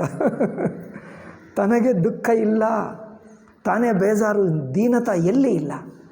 ಅದು ನೋಡಿ, ಥ್ರೂಔಟ ಮನುಷ್ಯ ರೂಪ ತಾಳಿ ಮನುಷ್ಯನ ಹಾಗೆ ನಡ್ಕೊಳ್ತಾ ಇದ್ದರು. ಎಷ್ಟು ಕಷ್ಟ ಬಂದಿದ್ದರೂ ಆ ಕಷ್ಟ ತನಗೆ ಇಲ್ಲ, ತಾನು ಹಾಗೇ ಅಸಂಗವಾಗಿಯೇ ಇದ್ದಾನೆ. ಅದು ಕಂಡು ಬರ್ತದೆ. ಇದು ಗಮನಿಸಬೇಕು ಅಲ್ಲವೇ? ಜನರು ಹೇಳ್ತಾರೆ ನೀವೇ ಓದ್ಕೋ. ನಾನು ಒಂದು ಕಡೆ ಹೇಳಿದ್ದೀನಿ, ನಾವು ಮಕ್ಕಳಿಗೆ ನಾವು ರಾಮಾಯಣ ಹೇಳಿಬಿಡ್ತೀವಿ. ನಾನು ಹೇಳಿದ್ದೀನಿ, ಒಂದು 10 ದಿವಸ ಆದರೂ ತಗೊಂಡು ಪೂರ್ತಿ ರಾಮಾಯಣ ಸಾರ ಹೇಳೋಣ. ರಾಮಾಯಣವನ್ನು ಹೇಗೆ ನೋಡಬೇಕು, ಹೇಗೆ ಅಧ್ಯಯನ ಮಾಡಬೇಕು, ರಾಮನ ವಿಶೇಷ ಗುಣಗಳು ಏನು, ಇದೆಲ್ಲ ಹೇಳೋಣ ಅಂದರೆ ಅದೆಲ್ಲ ಬೇಡ ಸ್ವಾಮೀಜಿ. ರಾಮಾಯಣ ದೊಡ್ಡದು, ರಾಮಾಯಣ ಅಂದರೆ ನಮ್ಮ ಸಂಸ್ಕೃತಿ, ನಮ್ಮದು ದೊಡ್ಡದು, ಅನಾದಿ ಕಾಲದಿಂದ ಬಂದಿದೆ, ಹೆಚ್ಚು ಪ್ರಿಂಟ್ ಆಯಿತು ರಾಮಾಯಣ ಪುಸ್ತಕಗಳು, ಎಲ್ಲರೂ ಓದುತ್ತಾರೆ. ಇಂಥದ್ದು ಹೇಳಿಬಿಟ್ಟು ರಾಮಾಯಣ ಅಂದರೆ ಅವರಿಗೇನು, ರಾಮಾಯಣ ಮೇಲೆ ಒಂದು ಬೆಲೆ ಹುಟ್ಟುವ ಹಾಗೆ ಮಾಡೋಣ, ಅವರೇ ಓದಿಕೊಳ್ಳುವ ಹಾಗೆ ಮಾಡೋಣ. ನೀವೇ ಓದ್ಕೊಂಡ್ರೆ ಏನು ಗೊತ್ತಾಗ್ತದಪ್ಪ ನಿಮಗೆ? ಈಗ ನಾನು ಹೇಳಿದ್ದೀನಿ ನೋಡಿ, ಈ ಗುಣಗಳು ಯಾರ ದೃಷ್ಟಿಗಾದರೂ ಬಂತ? ತಾವು ರಾಮಾಯಣ ಓದಿಕೊಂಡವರಿಗೆ ಈಗ ನಾನು ಹೇಳಿದ್ದೀನಿ ನೋಡಿ, ಈ ಗುಣಗಳು ಯಾರ ದೃಷ್ಟಿಗಾದರೂ ಬರ್ತವೆ?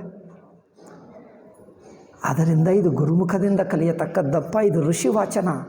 ಇದು ಏನೋ ಲೌಕಿಕರ ಕಾವ್ಯ ಅಲ್ಲ, ಯಾರೋ ಕಾದಂಬರಿ ಬರೆದಿರುವಂಥ ಕವಿಗಳ ವಚನ ಅಂದರೆ ನೀವೇ ಓದ್ಕೊಳ್ಳಬಹುದು. ಇದು ಕವಿಗಳ ವಚನ ಅಲ್ಲ, ಋಷಿ ವಚನ. ಅದರಿಂದ ಇದು ಗುರುಮುಖದಿಂದ ಕಲಿಯತಕ್ಕದ್ದು. ಒಂದು ನಿಗೂಢತೆ ಇರುತ್ತದೆ. ಆ ನಿಗೂಢತೆ ಏನೋ ನೀವು ಮೇಲೆ ಮೇಲೆ ನುಡಿದರೂ ಗೊತ್ತಾಗಲ್ಲ. ಆ ನಿಗೂಢತೆ ಗೊತ್ತಾಗಬೇಕು. ಅದಕ್ಕೋಸ್ಕರ ಇದು ಇದೆ. ಅದನ್ನು ನೋಡ್ತಾ ಇದ್ದರೆ ಅದಕ್ಕೋಸ್ಕರ ನೋಡಿ, ಪ್ರಕ್ರಿಯೆಕ್ಕೆ ನಾವು ಅವಸ್ಥಾತ್ರಯ ಪ್ರಕ್ರಿಯೆ ಹೇಳಿದ್ದೇವೆ, ಪಂಚಕೋಶ ಪ್ರಕ್ರಿಯೆ, ಕಾರ್ಯಕಾರಣ ಪ್ರಕ್ರಿಯೆ, ಇನ್ನೇನು ಇತ್ಯಾದಿ ತತ್ವಚಿಂತನಕ್ಕೆ ಪ್ರಕ್ರಿಯೆಗಳನ್ನು ಹೇಳಿದ್ದಾರೆ. ಬಟ್ ಅವತಾರವೂ ಒಂದು ಪ್ರಕ್ರಿಯೆನೇ. ಅವತಾರ ಚಿಂತನ, ಅವತಾರ ಸ್ಮರಣ, ಅವತಾರ ಧ್ಯಾನ ಅದು ಒಂದು ಪ್ರಕ್ರಿಯೆನೇ. ಅಂದರೇನು? ತತ್ವಜ್ಞಾನಿ ಚಿಂತನ ಸ್ಮರಣನೂ ತತ್ವಚಿಂತನನೇ. ಇದು ತತ್ವಚಿಂತನಕ್ಕೆ ಪ್ರಕ್ರಿಯೆ. ಇದು ಎಲ್ಲಿ? ಅಧ್ಯಾತ್ಮ ರಾಮಾಯಣದಲ್ಲಿ ರಾಮಚಂದ್ರನನ್ನು ರೂಪ ಧರಿಸಿದ್ದರೂ ಅವನನ್ನು ಬ್ರಹ್ಮಜ್ಞಾನಕ್ಕೆ, ಅವರ ಚಿಂತನನೇ, ಅವರ ಸ್ಮರಣನೇ ಬ್ರಹ್ಮಜ್ಞಾನಕ್ಕೆ ಒಂದು ಪ್ರಕ್ರಿಯೆ ಎಂದು ಅಧ್ಯಾತ್ಮ ರಾಮಾಯಣದಲ್ಲಿ ಕಂಡುಬರ್ತದೆ. ಅಲ್ಲಿ ಹಾಗೆ ವರ್ಣನೆ ಮಾಡ್ತಾರೆ. ಅವರ ಚಿಂತನ, ಅವರ ಸ್ಮರಣ ಅದೇ ಒಂದು ಪ್ರಕ್ರಿಯೆ ತತ್ವಜ್ಞಾನಕ್ಕೆ. ಅದರಿಂದ ನಿಮಗೆ ಅಸಂಗತ, ರಾಗದ್ವೇಷ ರಾಹಿತ್ಯಂ, ನಿಮ್ಮ ಕರ್ತೃತ್ವ ಅಭಿಮಾನ ಬಿಡಿಸುತ್ತದೆ, ದೇಹಾಭಿಮಾನ ಬಿಡಿಸುತ್ತದೆ, ಇಂದ್ರಿಯಾಭಿಮಾನ ಬಿಡಿಸುತ್ತದೆ. ನಾನು ನನ್ನದು ಒಂದು ಅಭಿಮಾನ ಬಿಡಿಸಿ ಅವರ ಸ್ಮರಣ ಮಾಡ್ತಾ ಮಾಡ್ತಾ ಮಾಡ್ತಾ ಮಾಡ್ತಾ ನಾನು ಎಂಬುದು ಬಿಟ್ಟು ತನ್ನ ಜೀವಭಾವವೇ ತನಗೆ ಗೊತ್ತಿಲ್ಲದೆ ಕರಗಿ ಹೋಗ್ತದೆ. ಕಥೆ ಕೇಳ್ತಾ ಕೇಳ್ತಾ ಆ ರಾಮನ ಸ್ಮರಣದಲ್ಲಿ, ಚಿಂತನದಲ್ಲಿ, ರಾಮನೇ ಸರ್ವವ್ಯಾಪಕ ಅನಂತ ಸದ್ಗುಣ, ಆ ಸ್ಮರಣದಲ್ಲಿ ಮುಳುಗಿ ಮುಳುಗಿ ಮುಳುಗಿ ಆ ರಾಮನ ಸ್ವರೂಪದಲ್ಲೇ ಮನಸ್ಸು ಮುಳುಗಿ ಹೋದರೆ, ರಾಮನ ಸ್ವರೂಪದಲ್ಲೇ ಆ ಸ್ಮರಣ ಚಿಂತನ ಮಾಡುತ್ತಾ ಅಲ್ಲಿ ಮುಳುಗಿ ಹೋದರೆ ಮನಸ್ಸೆಲ್ಲಿರುತ್ತದೆ? ತನ್ನ ದೇಹವನ್ನು ಬಿಟ್ಟು ಬಿಡುತ್ತದೆ, ತನ್ನ ಇಂದ್ರಿಯಗಳನ್ನು ಬಿಡುತ್ತದೆ, ತನ್ನ ಮನಸ್ಸು ಬಿಡುತ್ತದೆ, ನಾನು ಎಂಬ ಪ್ರತ್ಯಯ ಬಿಡುತ್ತದೆ. ಆ ಮನಸ್ಸು ಬ್ರಹ್ಮಮಯವೇ ಆಗುತ್ತದೆ. ಹಾಗೂ ಅದೇ ಜ್ಞಾನ. ತತ್ವಜ್ಞಾನಕ್ಕೆ ಇದು ಒಂದು ಪ್ರಕ್ರಿಯೆ. ಇದು ನೋಡಿದ್ದೀರಾ? ಇದು ಅಧ್ಯಾತ್ಮ ರಾಮಾಯಣದಲ್ಲಿ ಬಂದಿರುವ ಪ್ರಕ್ರಿಯೆ. ಜನ ಅಂದ್ಕೊಳ್ತಾರೆ ಅವತಾರಕ್ಕೆ ಸಂಬಂಧವಿಲ್ಲ. ಅವತಾರವೂ ಇದೆ ವೇದಾಂತಕ್ಕೆ. ಅದು ಒಂದು ಅದ್ಭುತವಾದ ಪ್ರಕ್ರಿಯೆ. ಅದರಿಂದ ಇಲ್ಲಿ ರಾಮಾಯಣದಲ್ಲಿಯೂ ಅಂಥದ್ದಿದೆ, ಅದು ಇಲ್ಲಿಯೂ ಬಳಸಬಹುದು. ಅದಕ್ಕೋಸ್ಕರ ನೋಡಿ, ಆತ್ಮವಾನ್ಕೋ ಕಶ್ಚೈಕ ಪ್ರಿಯ ದರ್ಶನ ಒಂದು ಹೇಳ್ತಾನೆ. ಸತ್ಯವಾಕ್ಯೋ ಧರ್ಮಜ್ಞ, ಇದೇನು ದೃಢವ್ರತಃ ಚಾರಿತ್ರ್ಯೇಣ ಯುಕ್ತ ಸರ್ವಭೂತೇಷು ಕೋಹಿತಃ. ಇದು ನೋಡಿ, ಸರ್ವಭೂತ ಹಿತೇ ರತಾಃ ಭಗವದ್ಗೀತೆ ಹೇಳ್ತದೆ ನೋಡಿ. ಜ್ಞಾನಿ, ತತ್ವಜ್ಞಾನಿ ಹೇಗೆ ಹೇಳುತ್ತಾನೆ? 12ನೇ ಅಧ್ಯಾಯ ಭಗವದ್ಗೀತೆಯಲ್ಲಿ ತತ್ವಜ್ಞಾನಿ ಲಕ್ಷಣ ಸರ್ವಭೂತ ಹಿತೇ ರತಾಃ. ಎಲ್ಲ ಪ್ರಾಣಿಗಳಲ್ಲಿ ಹಿತವು ಹೇಗಿರುತ್ತದೆ? ಆತ್ಮಹಿತ ಹೇಗೆ ಮಾಡಿಕೊಳ್ತಾನೋ, ತನ್ನ ಆತ್ಮ ಮೇಲೆ ಪ್ರೀತಿ ಹೇಗಿರುತ್ತದೋ ಸರ್ವ ಪ್ರಾಣಿಗಳ ಮೇಲೆ ಅದೇ ಪ್ರೀತಿ. ಅಂದರೆ ಅರ್ಥವೇನು? ಈ ಮಾತು ನೋಡಿ, ತನ್ನ ಆತ್ಮದಲ್ಲಿ ಪ್ರೀತಿ ಹೇಗಿರುತ್ತದೋ ಸಕಲ ಪ್ರಾಣಿಗಳಲ್ಲಿಯೂ ಅಂತೆ ಪ್ರೀತಿ ಇರುತ್ತದೆ. ಅಂದರೆ ಏನರ್ಥ? ತನ್ನ ಆತ್ಮ ಮೇಲೆ ಪ್ರೀತಿ ಸಹಜ, ಅದೇನು ಕಲಿತುಕೊಂಡಿದ್ದಲ್ಲ, ಅದೇನು ಬಲವಂತವಾಗಿ ಮಾಡಿದ್ದಲ್ಲ, ಪ್ರತ್ಯಯದಿಂದ ಮಾಡಿದ್ದಲ್ಲ. ಅಂದರೆ ಅಂತಃಕರಣ ಪ್ರತ್ಯಯದಿಂದ ತನ್ನ ಮೇಲೆ ಪ್ರೀತಿ ಮಾಡಿಕೊಳ್ಳಲ್ಲ. ಪ್ರೀತಿ ಎಂಬುದು ಪ್ರತ್ಯಯವಲ್ಲ, ಅದು ಗುಣ ನೋಡಿಕೊಂಡು ಬಂದಿದ್ದಲ್ಲ, ಅದು ಸಹಜ. ಏಕೆ? ಆತ್ಮನೇ ಸಹಜ. ಆತ್ಮ ಪ್ರೀತಿ ಯಾವುದೋ ಕಾರಣ ನೋಡಿಕೊಂಡು ಬಂದಿದ್ದಲ್ಲ. ನೀವು ಎಷ್ಟು ಕೆಟ್ಟ ಕೆಲಸ ಮಾಡಿದ್ದರೂ, ಎಷ್ಟು ಪಾಪ ಕೆಲಸ ಮಾಡಿದ್ದರೂ ತನ್ನ ಮೇಲೆ ತೇನೆ ಪಾಪಾತ್ಮನಿಗೂ ಪ್ರೇಮ ಇರುತ್ತದೆ ನೋಡಿ. ಎಷ್ಟು ಭಯಂಕರ ಪಾಪಾತ್ಮನಾಗಲಿ ಛೀ ಎಂದು ತನ್ನನ್ನು ತಾನು ಒಂದು ಸಲನೂ ಹೇಳಲ್ಲ. ಜನರೆಲ್ಲ ಬೈಯಲಿ, ತನ್ನನ್ನು ತಾನು ಮಾತ್ರ ಬೈಯಲ್ಲ ನೋಡಿ. ಜನರೆಲ್ಲ ಬೈದು ಛೀ ಎಂದು ಹೇಳಲಿ, ಅವ್ರ ಫೋಟೋ ಎಲ್ಲೋ ಕಡೆ ಇಟ್ಟು ಇಷ್ಟು ಪಾಪಾತ್ಮ ಎಂದು ಹೇಳಲಿ, ತನ್ನನ್ನು ಮಾತ್ರ ಯಾರೂ ನಿಂದೆ ಮಾಡಲ್ಲ. ಏಕೆ? ತನ್ನ ಆತ್ಮ ಮೇಲೆ ಪ್ರೀತಿ ಅತ್ಯಂತ ಸಹಜ. ಪ್ರೇಯ ಪುತ್ರಾತ್ ಬೃಹದಾರಣ್ಯಕ್ಕೆ ಹೇಳ್ತದೆ. ಪ್ರೇಯ ಸರ್ವಸ್ಮಾತ್ ಲೋಕಾತ್ ಎಂದು ಹೇಳುತ್ತದೆ. ಎಲ್ಲರಿಗಿಂತ ಪ್ರೀತಿ, ಮಾತೃತಃ ಪ್ರೀತಿ, ಪಿತೃತಃ ಪ್ರೀತಿ, ಧನಕ್ಕಿಂತ ಪ್ರೀತಿ, ನೆಂಟರಿಗಿಂತ ಪ್ರೀತಿ, ಬಂಧುಗಳಿಗಿಂತ ಪ್ರೀತಿ, ಇನ್ನು ಸರ್ವ ಪ್ರಪಂಚಕ್ಕಿಂತ ಪ್ರೀತಿ ಆತ್ಮ ಮೇಲೆ ಸಹಜವಾದ ಪ್ರೀತಿ ಇರುತ್ತದೆ. ತನ್ನ ಆತ್ಮ ಮೇಲೆ ಎಷ್ಟು ಸಹಜ ಪ್ರೀತಿ ಇರುತ್ತದೋ ಅಷ್ಟೇ ಸಹಜ ಪ್ರೀತಿ ಸಕಲ ಬ್ರಹ್ಮಾಂಡ ಮೇಲೆ, ಸಕಲ ಜಗತ್ತು ಮೇಲೆ. ಅಂದರೆ ಅರ್ಥವೇನು? ಇಡೀ ಜಗತ್ತೆಲ್ಲ ಆತ್ಮ ಹಿಂದೆ ನೋಡ್ತಾನೆ ಅಂತ ಅರ್ಥ ಆಯ್ತಲ್ಲ. ಇಡೀ ಜಗತ್ತನ್ನು ಆತ್ಮವಾಗೇ ನೋಡ್ತಾನೆ. ಆತ್ಮ ಮೇಲೆ ಯಾವ ಪ್ರೀತಿಯೋ ಅದೇ ಜಗತ್ತು ಮೇಲೆ. ಏಕೆ? ಜಗತ್ತು ಆತ್ಮನೇ ಆಗಿಬಿಟ್ಟಿತಲ್ಲ, ಅದು ಅರ್ಥ. ಅದರಿಂದ ಇಲ್ಲಿ ನೋಡಿ, ಕಶ್ಚೈಕ ಪ್ರಿಯ ದರ್ಶನ. ರಾಮಚಂದ್ರ ಸರ್ವಭೂತ ಹಿತೇ ರತಾಃ. ಇಲ್ಲೇನು ಹೇಳಿದ? ಸರ್ವಭೂತೇಷು ಕೋಹಿತಃ ಕಶ್ಚೈಕ ಪ್ರಿಯ ದರ್ಶನ. ಎಲ್ಲರೂ ಇವರನ್ನು ನೋಡುವುದು ಇಷ್ಟಪಡ್ತಾರೆ. ಸರ್ವರಿಗೆ, ಯಾವ ಪ್ರಾಣಿಯಾಗಲಿ ನೋಡಲಿಕ್ಕೆ ಇಷ್ಟಪಡ್ತಾರೆ. ಏಕೆ? ಅವರ ಮುಖದಲ್ಲಿ ಪ್ರಸನ್ನತೆ ಇದೆ. ಕೆಲವರಿಗೆ ದ್ವೇಷ ಇರುತ್ತದೆ ಅಥವಾ ಅಭಿಮಾನ ಇರುತ್ತದೆ. ಸೂಕ್ಷ್ಮವಾಗಿ ಗಮನಿಸಿದ್ದರೆ ಅವರ ಮುಖ ಕಣ್ಣುಗಳಲ್ಲಿ ವ್ಯತ್ಯಾಸ ಗೊತ್ತಾಗ್ತದೆ. ದ್ವೇಷಿ ಇದ್ದರೆ ಅವರ ಕಣ್ಣಿನಲ್ಲಿ ಒಂದು ದ್ವೇಷ ಕಂಡು ಬಂದರೆ ಇನ್ನೊಬ್ಬರ ಮೇಲೆ ದ್ವೇಷ ಇರುತ್ತದೆ. ಏನಿಲ್ಲ, ಮನಸ್ಸು ಶಾಂತವಾಗಿರುತ್ತದೆ, ಯಾರ ಮೇಲೆ ದ್ವೇಷ ಇಲ್ಲ, ಒಂದು ಕರುಣಾರಸ, ಎಲ್ಲರ ಮೇಲೆ ಒಂದು ಪ್ರೀತಿ, ಒಂದು ಸಹಜವಾದ ದಯೆ ಇರುತ್ತದೆ. ತನ್ನ ಮೇಲೆ ತನಗೆ ದೀನತಾ ಇರುತ್ತದೆ, ಸೆಲ್ಫ್ ಪಿಟಿ. ಕೆಲವರಿಗೆ ತನ್ನ ಮೇಲೆ ತನಗೆ ಸೆಲ್ಫ್ ಪಿಟಿ, ದೀನತಾ ಇರುತ್ತದೆ, ಅಥವಾ ತನ್ನ ಮೇಲೆ ತನಗೆ ಮೋಹ, ಆಸಕ್ತಿ ಇರುತ್ತದೆ. ಅದು ಇಲ್ಲ. ನನ್ನದು ಎಂದು ನೋಡಿಕೊಂಡವರು ಅವರು ದೀನ ಇರುತ್ತಾರೆ. ಅಲ್ಲಿ ರಾಮಚಂದ್ರ ಕೂತಿದ್ದರೆ ತನಗೆ ಎಲ್ಲಿ ಭಯವಿಲ್ಲ, ನಿರ್ಭಯವಾಗಿರುತ್ತಾನೆ. ನಿರ್ಭಯ ಯಾರಿಗೆ? ತನಗೆ ಏನೋ ಕಲ್ಕೊಳ್ತೀನಿ, ಏನೋ ಆಗುತ್ತದೋ ಭಯವಿಲ್ಲ, ಏನೇ ಆಗಲಿ ನಿಶ್ಚಿಂತವಾಗಿ ಕೂತಿರ್ತಾನೆ. ನಡ್ತಾ ಇದ್ದರೆ ನಿಶ್ಚಿಂತವಾಗಿ. ಆ ನಿಶ್ಚಿಂತತ ಅಂದರೆ ಆ ದೀನಭಾವ ಇಲ್ಲ. ತನ್ನ ಮೇಲೆ ತನ್ನ ಕುರಿತು ನಿಶ್ಚಿಂತತೆ ಇದೆ, ಇನ್ನೊಬ್ಬರ ಮೇಲೆ ಅಹೇತುಕ ದಯ ಇದೆ. ಇದನ್ನು ಏನು ಹೇಳಬೇಕು? ಇದು ಬಾಯಿದಿಂದ ಅವತಾರ ಭಗವಂತ ಎಂದು ಹೇಳದಿದ್ದರೂ ಭಗವಂತನ ಲಕ್ಷಣ ಬಂದೇ ಬಿಟ್ಟಿತು. ಅದರಿಂದ ವಾಲ್ಮೀಕಿ ಕೇಳಿರುವ ಗುಣಗಳು ನೋಡಿದ್ದರೆ ಅದು ಸಾಕ್ಷಾತ್ ಪರಮಾತ್ಮನೇ. ವಿದ್ವಾನ್ ಕಕ್ಕಸ್ ಸಮರ್ಥಶ್ಚ ಕಶ್ಚೈಕ ಪ್ರಿಯದರ್ಶನ ಆತ್ಮವಾನ್ ಕೋ ಜಿತಕ್ರೋಧೋದ್ಯುತಿಮಾನ್ ಕೋ ನಸೂಯಕಃ. ಅಸೂಯೆ ಇಲ್ಲ. ಅದನ್ನು ನೋಡಿ. ಇನ್ನೊಬ್ಬರ ಮೇಲೆ ಇನ್ನೊಬ್ಬರ ದುರ್ಗುಣ ನೋಡಲ್ಲ, ಇನ್ನೊಬ್ಬರ ಮೇಲೆ ಈರ್ಷ್ಯ ಇಲ್ಲ.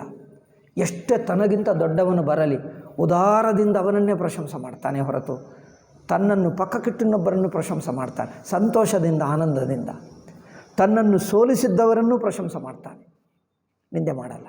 ಅದು ನೋಡಿ.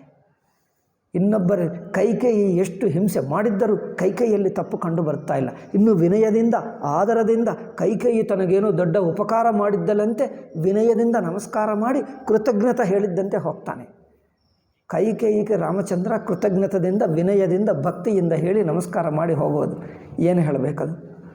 ನಿಂದೆ ಇಲ್ಲ, ಅಸೂಯ ಇಲ್ಲ, ದ್ವೇಷ ಇಲ್ಲ, ಕೋಪ ಇಲ್ಲ. ಏನೋ ತನಗೆ ಉಪಕಾರ ಮಾಡಿ ಆಶೀರ್ವಾದ ಮಾಡಿ ಕಳಿಸ್ತಾ ಇದ್ದರಂತೆ ಹಾಗೆ ತಗೊಂಡು ನಮಸ್ಕಾರ ಮಾಡಿ ಹೋಗ್ತಾನೆ. ನಿಮ್ಮ ದಯ ನನ್ನ ಮೇಲೆ ಇರಲಿ ಎಂದು ಹೇಳಿ ಹೋಗ್ತಾನೆ. ಅದು ನೋಡಿ. ಈ ಗುಣವನ್ನು ಏನು ಹೇಳಬೇಕು? ಅದಕ್ಕೋಸ್ಕರ ಇಲ್ಲಿ ಗುಣಗಳು ಸುಮ್ಮನೆ ಹೆಸರಿಟ್ಟು ಹೇಳ್ತಾನೆ. ಈ ಗುಣಗಳೆಲ್ಲ ಅಲ್ಲಿ ನೋಡ್ತಾ ಇರಬೇಕು ಇಡೀ ರಾಮಾಯಣದಲ್ಲಿ. ಅದಕ್ಕೋಸ್ಕರ ಮೊದಲು ಕೆಲವು ಗುಣಗಳ ಲಿಸ್ಟ್ ಮಾಡ್ತಾನೆ. ಈ ಲಿಸ್ಟ್ಗಳು ಮನಸ್ಸಿನಲ್ಲಿಟ್ಕೊಂಡು ಹುಡುಕ್ತಾ ಇರು. ಈ ಗುಣಗಳೆಲ್ಲ ನಿಮಗೆ ಇಡೀ ರಾಮಾಯಣದಲ್ಲಿ ಅದಕ್ಕೋಸ್ಕರ ಮೊದಲನೇ ಅಧ್ಯಾಯ ಉಪೋದ್ಘಾತ ಇದು ಹೇಳ್ತದೆ. ಇಂಥವನಿದ್ದಾನ, ನನಗೆ ಕುತೂಹಲವಿದೆ, ತಿಳ್ಕೊಳ್ಳಬೇಕು, ಜಿಜ್ಞಾಸ ಇದೆ ಎಂದೇ ನಾರದ ಸ್ವಲ್ಪ ಯೋಚನೆ ಮಾಡ್ತಾನೆ. ಅಬ್ಬಾ ಏನಪ್ಪ ನೀವು ಕೇಳುವುದೇನೋ ಸಣ್ಣ ಪ್ರಶ್ನೆ ಕೇಳಬೇಕಿತ್ತು. ಇಷ್ಟೆಲ್ಲ ಗುಣಗಳು ಒಂದು ಕಡೆ ಇಟ್ಟು ಇಷ್ಟೆಲ್ಲ ಗುಣಗಳು ಅಂದರೆ ಯಾರು ಇರುತ್ತಾರೆ? ಇಂಥ ಗುಣಗಳು ಯಾರಲ್ಲಿ ಇರುತ್ತವೆ? ಯಾರೂ ಇರಲ್ಲ. ಇಷ್ಟು ಗುಣಗಳು, ಎಷ್ಟು ದೊಡ್ಡ ಋಷಿ ಆದರೂ ಇಷ್ಟು ಗುಣಗಳು ಇರುವುದೇ ಇಲ್ಲ. ಇಷ್ಟು ಗುಣಗಳೆಲ್ಲ ಒಂದು ಕಡೆ ಸೇರಿಸಿ ಹೇಳ್ತಾ ಇದ್ದೀವಿ. ಅಯ್ಯೋ ನೀವು ಬಹವೋ ದುರ್ಲಭಾಲೋಕೆ ಏ ಗುಣ ಎಂದು ಹೇಳ್ತಾನೆ. ಬಹವೋ ದುರ್ಲಭಾಶ್ಚೈವ ಏತ್ವಯ ಕೀರ್ತಿತ ಗುಣ. ನೀವು ಹೇಳಿದ ಗುಣಗಳು ಒಂದೆರಡಲ್ಲ, ಇಷ್ಟೆಲ್ಲ ಲಿಸ್ಟ್ ಮಾಡಿದ್ದೀವಿ. ಇಷ್ಟು ಗುಣಗಳು, ಅವು ಗುಣಗಳೆಲ್ಲ ದುರ್ಲಭ ಗುಣಗಳು. ಒಂದಿನಲ್ಲಿ ಇರುವ ಗುಣಗಳೇ ಅಸಂಭವ. ಅಂಥ ಗುಣಗಳೆಲ್ಲ ಒಂದು ಕಡೆ ಹೇಳಿಬಿಟ್ಟು ಇಂಥವ್ರು ಎಲ್ಲಿಯಾದರೂ ಇದ್ದ ಏನು ಪ್ರಶ್ನೆ ಮಾಡಿದ್ಯಪ್ಪ, ಎಲ್ಲಿ ಸಿಗಬೇಕು ಎಂದು. ಆಯಿತು, ನನಗೆ ಗೊತ್ತಿದೆ, 3 ಲೋಕಗಳು ನಾನು ತಿರುಗುತ್ತೇನೆ, ವೈಕುಂಠದಲ್ಲೇ ಇದ್ದಾನೆ ಹೇಳಬಹುದಲ್ಲ. ಹೌದು, ಅದು ವೈಕುಂಠದಲ್ಲಿರತಕ್ಕವನು ಇಲ್ಲಿ ಬಂದುಬಿಟ್ಟ, ಏನು ಮಾಡೋದು? ಅದಕ್ಕೋಸ್ಕರ ಇಲ್ಲೇ ಹೇಳ್ತಾ ಇದ್ದೆ. ವೈಕುಂಠದಲ್ಲಿರತಕ್ಕವನು ಇಲ್ಲಿಗೆ ಬಂದ, ಅದರಿಂದ ಇಲ್ಲೇ ಇದ್ದಾನೆ, ಹೇಳ್ತೀನಿ ನೋಡು ಎಂದು ತಾನು ಅಷ್ಟೇ ಅವನು ಅವತಾರ ಎಂದು ಹೇಳದೆ, ಭಗವಂತ ಎಂದು ಹೇಳದೆ, ಅವರು ಹೇಳಿರುವ ಗುಣಗಳಿಗೆ ಇನ್ನೂ 4 ಗುಣಗಳು ಸೇರಿಸಿ ಮತ್ತೆ ತಾನೂ ವರ್ಣನೆ ಮಾಡ್ತಾನೆ. ಅಬ್ಬಾ, ಇದು ನೋಡಿದ್ದರೆ ಅವನ ಆ ತತ್ವ, ಆ ಬ್ರಹ್ಮತ್ವ ಸಕಲ ಜೀವರಿಗೆ ಆಕರ್ಷಣ. ರಾಮಚಂದ್ರನ ನೋಡಿದ್ದರೆ ಆಕರ್ಷಣೆ ಏಕೆ? ನಮ್ಮ ನೆಂಟರು ಎಂದು ಆಕರ್ಷಣನ? ನಮಗೇನಾದರೂ ಉಪಕಾರ ಮಾಡಿದ್ದಾರೆ? ಜನರು ಹೋಗಿ ಭಗವಂತ ಅಂದರೆ ಭಕ್ತಿ ಇಟ್ಕೊಳ್ತಾರೆ, ಯಾರೋ ಒಬ್ಬ ದೇವರ ಮೇಲೆ, ರಾಮನೋ ಕೃಷ್ಣನೋ ಶಿವನೋ. ಏಕೆ ಅಂದರೆ ನಾನು ಈ ದೇವರನ್ನು ಬೇಡಿಕೊಂಡೆ, ನನಗೇನೋ ಕಷ್ಟ ಇತ್ತು, ರೋಗವಾಸಿ ಆಯಿತು, ಅಥವಾ ಇನ್ನೇನೋ ಆಯಿತು, ನನಗೇನೋ ಮಕ್ಕಳಿರಲಿಲ್ಲ, ಮಕ್ಕಳು ಹುಟ್ಟು, ಅದರಿಂದ ದೇವರಂದರೆ ನನಗೆ ಇಷ್ಟ. ಇದು ಏಕೆ ಇಷ್ಟ? ಯಾವುದೇ ಒಂದು ಲಾಭ ಸಿಕ್ಕಿತು ಅದಕ್ಕೋಸ್ಕರ ಇಷ್ಟ. ಇದು ಇದು ಇದು ಭಕ್ತೆ, ಆದರೆ ಇದು ಸಕಾಮ ಭಕ್ತಿ. ಆದರೆ ರಾಮಚಂದ್ರನ ಮೇಲೆ ಎಲ್ಲರಿಗೂ ಸಕಲ ಜೀವರಾಶಿಗೆ ಪ್ರೀತಿಯಂತೆ. ಸಕಲ ಜೀವರಾಶಿ ಅಂದರೆ ಯಾವ ಕಾರಣ ಹೇಳಬೇಕಪ್ಪ? ಕಾರಣ ಏನೂ ಇಲ್ಲ. ಎಲ್ಲರೂ ಸಕಲ ಜೀವರಾಶಿಗೆ ಪ್ರೀತಿ ಉಂಟು ಮಾಡುವವರು ಇರುತ್ತಾರೆ? ಒಬ್ಬನಿಗೆ ಮಾಡಿದರೆ ಇನ್ನೊಬ್ಬರಿಗೆ ದುಃಖಿ ಆಗೇ ಬಿಡ್ತಾನೆ, ಒಬ್ಬನಿಗೆ ಸುಖ ಮಾಡಿದರೆ ಇನ್ನೊಬ್ಬರಿಗೆ ದುಃಖಿ ಆಗೇ ಬಿಡ್ತಾನೆ. ಎಲ್ಲರಿಗೂ ಪ್ರೀತಿಕರ ಹೇಗಾಗುತ್ತಾನಪ್ಪ? ಅದು ಅಸಂಭವ. ರಾಮನಾಗಿದ್ದಾನೆ, ಸಕಲ ಜೀವರಾಶಿಗೆ ಪ್ರೀತಿಕರ. ಅಂದರೆ ಅವನು ವ್ಯಕ್ತಿಯಾಗಿ ನೋಡ್ತಾ ಇಲ್ಲ, ಯಾವುದೇ ಒಂದು ಕಾರಣದಿಂದ ಪ್ರೀತಿಕರವಾಗಲಿಲ್ಲ. ಅಹೇತುಕವಾಗಿ ಪ್ರೀತಿ, ಅಹೇತುಕ ಪ್ರೀತಿ ಸಾಕ್ಷಾತ್ತು ಪರಮಾತ್ಮನಲ್ಲೇ ಇರುತ್ತದೆ. ಇಂಥ ಗುಣಗಳನ್ನು ಅವರು ಬಾಯಿಯಿಂದ ಭಗವಂತ ಎಂದು ಹೇಳದೆ ಆ ಗುಣಗಳ ಮೂಲಕ ನಿಮಗೆ ಭಗವದ್ ಭಾವ ಹೃದಯಕ್ಕೆ ಬರಬೇಕು, ನಿಮಗೆ ಭಕ್ತಿ ಭಾವ ಹುಟ್ಟಬೇಕು, ಹಾಗೆ ಮಾಡ್ತಾರೆ. ಅದಕ್ಕೋಸ್ಕರ ವಾಲ್ಮೀಕಿ ಮೊದಲನೇ ಅಧ್ಯಾಯದಲ್ಲಿ ಸಂಕ್ಷೇಪವಾಗಿ ರಾಮನ ಗುಣಗಳು ಒಂದು ಲಿಸ್ಟ್ ಮಾಡಿ ನಂತರ ಸಂಕ್ಷೇಪವಾಗಿ ಇಡೀ ರಾಮಾಯಣ ಕಥೆ ಹೇಳ್ತಾನೆ. ಹೇಳಿದ ನಂತರ ಈ ರಾಮಾಯಣ ಬರೆಯುವಕ್ಕೆ ಸಂದರ್ಭ ಟೈಮ್ ಆಯಿತು, 1-2 ನಿಮಿಷ ತಗೊಂಡು ಹೇಳಿ ಮುಗಿಸ್ಬಿಡ್ತೀನಿ. ಏನಂದರೆ ಇದು ವಾಲ್ಮೀಕಿ ಇದೆಲ್ಲ ಕಥೆ ಕೇಳಿ ನಾರದನಿಂದ ಕೇಳಿ ತಾನು ಏನೋ ಮಧ್ಯಾಹ್ನವೋ ಸಾಯಂಕಾಲವೋ ಆಯ್ತು ಅನಿಸುತ್ತದೆ. ಅವರು ಮಧ್ಯಾಹ್ನ ಸಂಧ್ಯಕ್ಕೆ ಹೋದ. ನದಿಯಲ್ಲೊಂದು ತಮಸಾ ನದಿ ಪಕ್ಕಕ್ಕೆ ಇದೆ. ತನ್ನ ಶಿಷ್ಯ ಭರದ್ವಾಜ ಅವರನ್ನು ಕರ್ಕೊಂಡು ಹೋಗಿ ಸ್ನಾನಕ್ಕೆಂದು ಹೋದಾಗ ಅವ್ರ ಜೊತೆಗೆ ಶಿಷ್ಯನು ಬಟ್ಟೆ ಮತ್ತು ಏನು ಟವಲು ಇನ್ನೇನು ಕಲಶ ಏಕೆ ಅಂದರೆ ಸ್ನಾನ ಮಾಡಿ ನೀರು ತಗೊಂಡು ಹೋಗಬೇಕಲ್ಲ ಬಂದ. ಅವನಲ್ಲಿ ಇಡು ಎಂದು ಹೇಳಿದ, ಅವರು ಇಡ್ತಾನೆ. ಆವಾಗ ಇಲ್ಲಿ ಪ್ರಕೃತಿ ಸುಂದರವಾಗಿರುವಾಗ ಆ ಮರ ಗಿಡಗಳನ್ನು ಅಲ್ಲೇ ವಾಸ ಮಾಡ್ತಾ ಇದ್ದಾನಲ್ಲ ನೋಡಿ, ಇಲ್ಲಿ ನೋಡಿ ಅಲ್ಲೇ ವಾಸ ಮಾಡ್ತಾ. ಯಾರೂ ಒಂದು ಆಶ್ರಮದಲ್ಲಿ ವಾಸ ಮಾಡ್ತಾರೋ, ಅದೇ ನದಿ ಅದೇ ಮರಗಳು ಡೈಲಿ ನೋಡ್ತಾರೋ, ನೋಡಿ ಕೆಲವು ದಿವಸ ನಂತರ ಈ ಗೋಡೆಗಳು ಆಗಿಬಿಡ್ತವೆ ಅಲ್ಲವೇ. ಮೊದಲನೇ ದಿವಸ ನೋಡಿದಾಗ ನಾವಲ್ಲಿರುವಾಗ ಹಿಮಾಲಯದಲ್ಲಿ ಜನರು ಬರುತ್ತಿದ್ದರಪ್ಪ, ಇಷ್ಟು ಸುಂದರ ಪ್ರಕೃತಿ ಇದೆ, ಅಬ್ಬಾ ಈ ಪ್ರಕೃತಿಯಲ್ಲಿ ತಾವಿದ್ದೀರಿ ಎಂದು ಒಬ್ಬನು ಬಂದು ದಿಲ್ಲಿಯಿಂದ ಬಂದ. ನಾವು ಉತ್ತರಕಾಶಿಯಲ್ಲಿದ್ದೆ. ಅದು ದೊಡ್ಡ ಮೇಲೆ ಪರ್ವತ ಭಯಂಕರವಾಗಿದೆ, ಕೆಳಗೆ ಗಂಗಾ ನದಿ, ಆ ದಡದಲ್ಲಿ ನಾವಿದ್ದೆ. ಅಲ್ಲಿ ಕೂತಿದ್ದರೆ ಎದುರಾಗೇ ಇದೆ ಗಂಗಾ, ಅಲ್ಲೇ ಕೂತಿದ್ದೆ, ಅಲ್ಲೇ ಇದ್ದೆ ತಿಂಗಳು. ಅವರೊಂದು ಬರ್ತಾಯಿತ್ತಪ್ಪ, ಮಹಾರಾಜ ಆಪ್ತ ಪ್ರಕೃತಿಗೆ ಗೋಧುಮೆ ಹೇ ಎಂದು ಹೇಳ್ತಾನೆ. ಪ್ರಕೃತಿ ಮಡಿಲಲ್ಲೇ ತಾವಿದ್ದೀರಿ ಅಂತ. ಇನ್ನೊಬ್ಬ ಸ್ವಾಮೀಜಿ ಹೇಳ್ತಾನೆ, ತುಮ್ ಯಹಾ ರಹೋ ಕುಚ್ ದಿನ ಸಮಜ್ ಮೇ ಆಯೇಗಾ, ಇಲ್ಲಿ ಇರು ಕೆಲವು ದಿವಸ ನಿಮಗೆ ಗೊತ್ತಾಗ್ತದೆ. ಅಷ್ಟೇ 1 ತಿಂಗಳು 2 ತಿಂಗಳ ನಂತರ ಈ ಗೋಡೆಗಳೆಲ್ಲ ಸಾಮಾನ್ಯವಾಗಿ ಬಿಡ್ತದೆ. ಅದೇ ಮೊದಲನೇ ದಿವಸ ನೋಡಿದಾಗ ಪ್ರಕೃತಿ ಎಷ್ಟು ಸೌಂದರ್ಯ ಅನಿಸಿತೋ ಮತ್ತೆ ಅನಿಸುತ್ತದೆ. ವಾಲ್ಮೀಕಿಗೆ ನೋಡಿ ಅಲ್ಲೇ ವಾಸ. ಪ್ರತಿನಿತ್ಯ ನೋಡುತ್ತಿದ್ದೆ, ಪ್ರತಿನಿತ್ಯ ನದಿಗೆ ಬರುತ್ತಾನೆ, ಪ್ರತಿನಿತ್ಯ 3 ಸಲ ಬರುತ್ತಾನೆ, ಬೆಳಗ್ಗೆ ಮಧ್ಯಾಹ್ನ ಸಂಧ್ಯಾ, ತ್ರಿಕಾಲ ಸಂಧ್ಯಾ ಸ್ನಾನ ಮಾಡ್ತಾನೆ. ಆದರೂ ಪ್ರತಿನಿತ್ಯ ನೋಡುತ್ತಿದ್ದರೂ ಮತ್ತೆ ಪ್ರಕೃತಿ ನೋಡಿದರೆ ಹೊಸದಾಗಿ ಕಂಡು ಬರ್ತಾ ಇದೆ. ಮನಸ್ಸು ಎಷ್ಟು ಶುದ್ಧವಾಗಿರಬೇಕು ವಾಲ್ಮೀಕಿಗೆ, ಎಷ್ಟು ಮನಸ್ಸು ಶುದ್ಧವಾಗಿ ಆಸಕ್ತಿ ಮೋಹ ಇಲ್ಲದಿದ್ದರೆ ಪ್ರತಿ ದಿವಸ ಮರ ಗಿಡಗಳು ಸುಂದರವಾಗಿ ಕಂಡು ಬರ್ತವೆ. ಮೊದಲನೇ ದಿವಸ ನೋಡಿದಾಗ ಪ್ರಕೃತಿ ಎಷ್ಟು ಸುಂದರವಾಗಿ ಆಕರ್ಷಣೀಯವಾಗಿರುತ್ತದೋ, ನೀವು 10 ವರ್ಷ ಅಲ್ಲೇ ಇದ್ದರೂ ಮತ್ತೆ ಅದೇ ಕಂಡು ಬರ್ತವೆ. ಮನಸ್ಸು ನಿರ್ಮಲವಾಗಿ ಕನ್ನಡಿ ಆಗಿದ್ದರೆ ಎಷ್ಟು ದಿವಸ ಆದರೂ ಅದೇ ಸುಂದರವಾಗಿರುತ್ತೆ. ಅದು ವಾಲ್ಮೀಕಿದೆ, ಅಷ್ಟು ಸುಂದರವಾಗಿದೆ. ಆದರೆ ನೀರು ನೋಡಿದ್ದರೆ ಹೇಗೆ ಕಂಡು ಬರ್ತಾ ಇದೆಯೋ ಗೊತ್ತಾ? ಕನ್ನಡಿ ನೋಡಿದ್ದರೆ ಹೇಗಿರುತ್ತದೋ ಪಾರದರ್ಶಕವಾಗಿ ನೀರು ಶುದ್ಧವಾಗಿದ್ದರೆ ಸಜ್ಜನರ ಮಹಾತ್ಮರ ಹೇಗೆ ಹೃದಯ ಇರುತ್ತದೋ ಹಾಗಿದೆ ಎಂದು ಹೇಳ್ತಾರೆ. ಮಹಾತ್ಮರ ಹೃದಯ ಎಷ್ಟು ನಿರ್ಮಲವಾಗಿದೆಯೋ ನೀರು ಅಷ್ಟು ಶುದ್ಧವಾಗಿದೆ. ಆಯಿತು, ಅಲ್ಲಿ ನೋಡುವಾಗ ಪಕ್ಷಿ ಅದೆಲ್ಲ ಗೊತ್ತು. ಯಾರೋ ಇಬ್ಬರು 2 ಏನದು ಅದು ಹೆಣ್ಣು ಏನು ಗಂಡು 2 ಪಕ್ಷಿಗಳು ಕೂತಿರುವಾಗ ಅದು ಬಂದು ಇವನು ಹೊಡೆಯುತ್ತಾನೆ. ಹೊಡೆದರೆ ಆ ಗಂಡು ಪಕ್ಷಿ ಬೀಳುತ್ತಾಳೆ, ಅವರಿಗೆ ಗಾಯವಾಗ್ತದೆ, ರಕ್ತ ಬೀಳುತ್ತದೆ. ಅದು ಹೆಣ್ಣು ಪಾಪ ಅದು ಕೀರ್ಚುತ್ತಾ ಇರುತ್ತದೆ. ಅಯ್ಯೋ ಎಂದು ಕೆಳಗೆ ಮೇಲೆ ಮರದಿಂದ ಕೆಳಗೆ ಬರುತ್ತದೆ. ಆ ಪಕ್ಷಿ ಬಿದ್ದು ಬಿಟ್ಟಿದೆ, ಅದೇನೋ ಹೀಗೆ ಇದೆ, ರಕ್ತ ಸೋರುತ್ತಾ ಇದೆ, ಅದು ಹೇಳೋಕ್ಕಾಗಲ್ಲ. ಅದು ಇನ್ನೊಂದು ಹೆಣ್ಣು ಪಕ್ಷಿ ಅಲ್ಲಿ ಕೂತ್ಕೊಂಡು ಕೀರ್ಚುತ್ತಾ ಇದೆ. ಏನು ಮಾಡೋಕ್ಕಾಗ್ತದೆ? ಅದೇನು ಎತ್ತಕ್ಕಾಗ್ತದ? ಔಷಧಿ ಕೊಡೋಕ್ಕಾಗ್ತದ? ಆಸ್ಪತ್ರೆಗೆ ಕರ್ಕೊಂಡು ಹೋಗ್ತದ? ಅದೇನು ಆಂಬುಲೆನ್ಸು ಟೆಲಿಫೋನ್ ಮಾಡ್ತದ? ಅದರ ಹತ್ತಿರ ಏನಾದರೂ ಇದೆಯಾ? ಏನಿಲ್ಲ, ಗತಿ ಇಲ್ಲ. ಈಗ ಅಳುತ್ತಾ ಇದೆ, ಕೀರ್ಚುತ್ತಾ ಇದೆ.